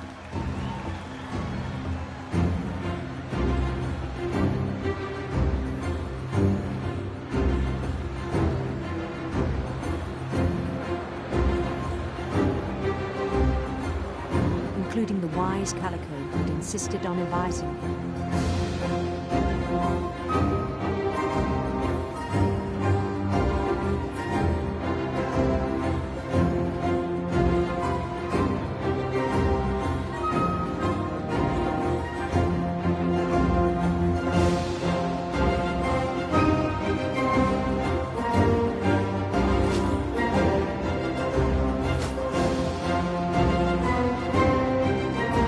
His queen waited, holding his crown.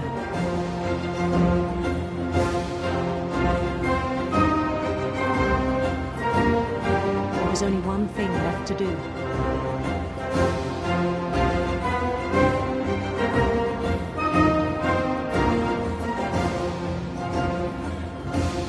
Bend down his head.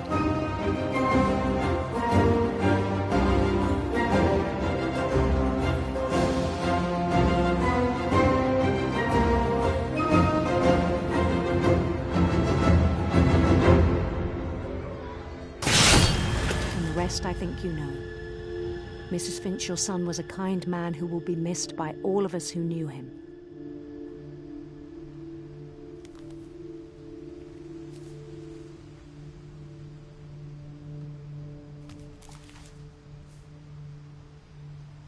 My brother was really cool. I wish you could have met him.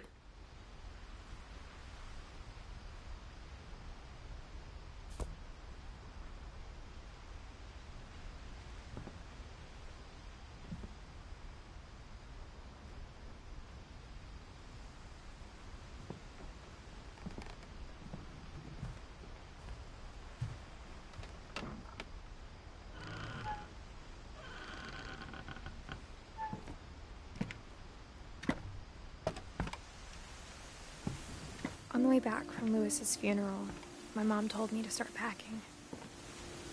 She waited until the day before we left to tell Edie. I'm not sure if she wanted to make it easier or harder.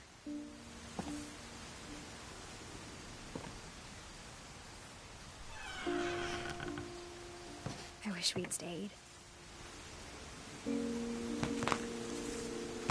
But I understand why we left.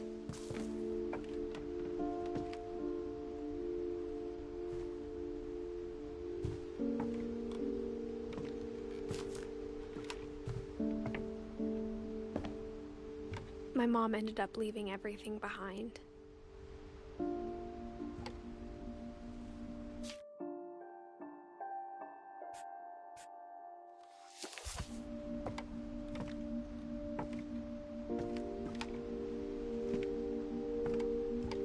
What happened that night had been coming for a long time. Maybe it should have come sooner.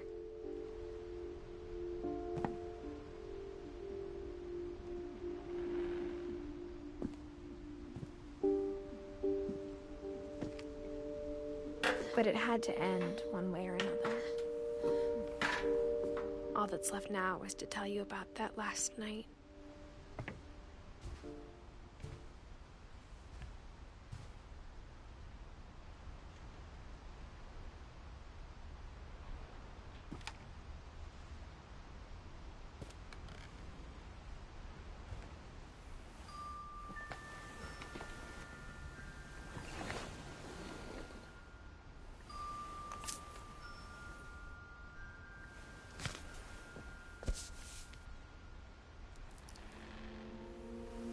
That whole last day, Edie just watched us pack and didn't say a word. Until supper, when she raised her glass and said, "To our final night together, and all our final nights apart." Grandma, you know what I said about alcohol. Some of your medications are very Edith, specific. I left a present for you in the hallway. Why don't you go open it? The grown-ups have to argue now. I'm sorry, you're right. We're all leaving tomorrow. Let's just enjoy our last... I'm not leaving. Edith, you're excused.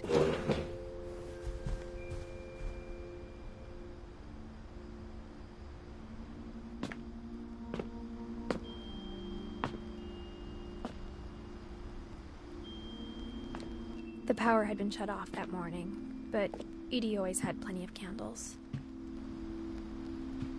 When my mom sealed the library, I don't think she knew about the other entrance. Or that Edie had a key to it.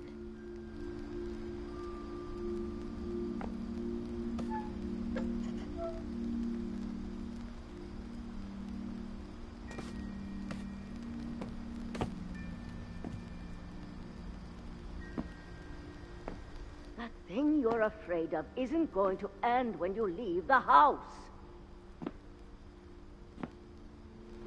Edith has a right to know these stories. My children are dead because of your stories.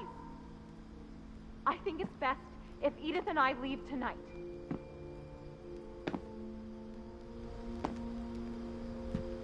We'll have the nursing home send a van for you in the morning, okay?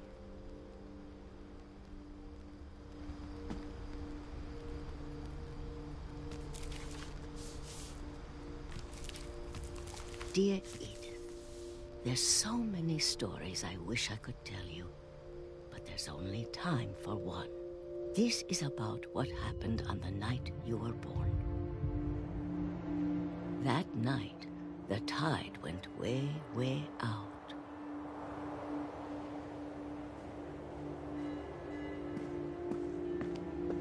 It was the first and last time I ever saw the old house aground. There'd been an earthquake out in the middle of the ocean.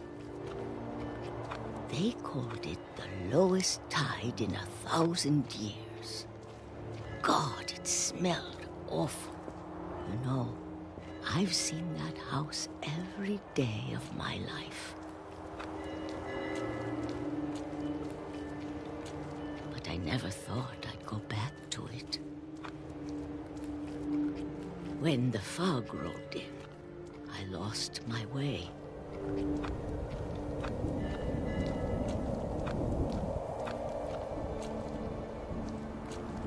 I got turned around.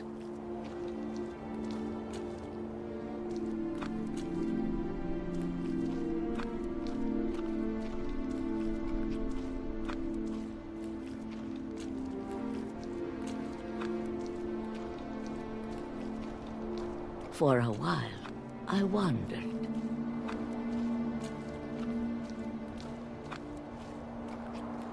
I started seeing things.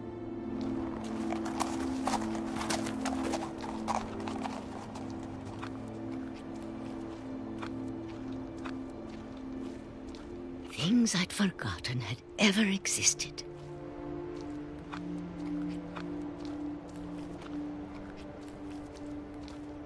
But when I saw them, they felt like old friends. That night, a lot of things came back to me. Or maybe I came back to them.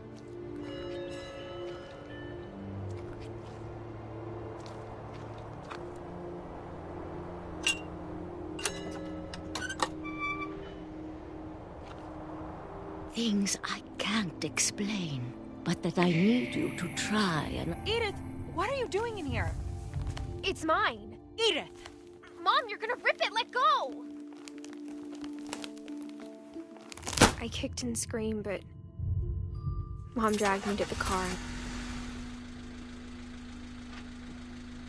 I never saw Great-Grandma Edie again.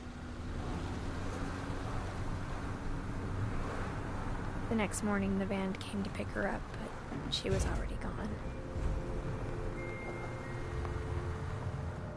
After that, we moved around a lot.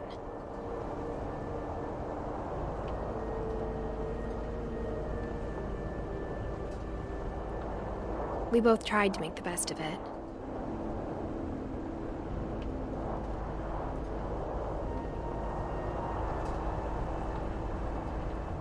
A few years went by.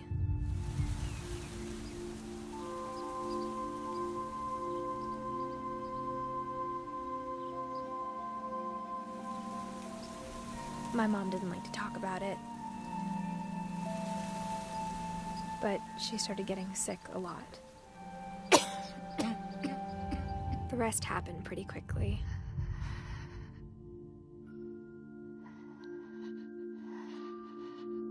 She got better for a while,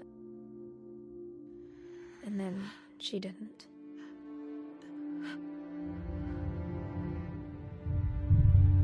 And then I was alone.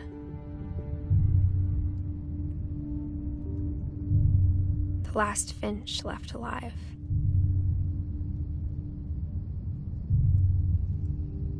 Until I found out about you. I'm still not sure what to tell you about all this. If we lived forever, maybe we'd have time to understand things. But as it is, I think the best we can do is try to open our eyes. And appreciate how strange and brief all of this is. This journal was supposed to be for you. But now I hope you'll never see it. I just want to meet you and tell you all these stories myself. But I guess if you're reading this now, things didn't work out that way.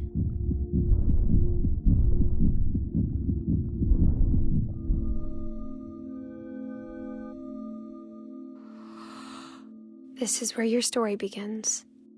I'm sorry I won't be there to see it. It's a lot to ask, but I don't want you to be sad that I'm gone. I want you to be amazed that any of us ever had a chance to be here at all. Good luck.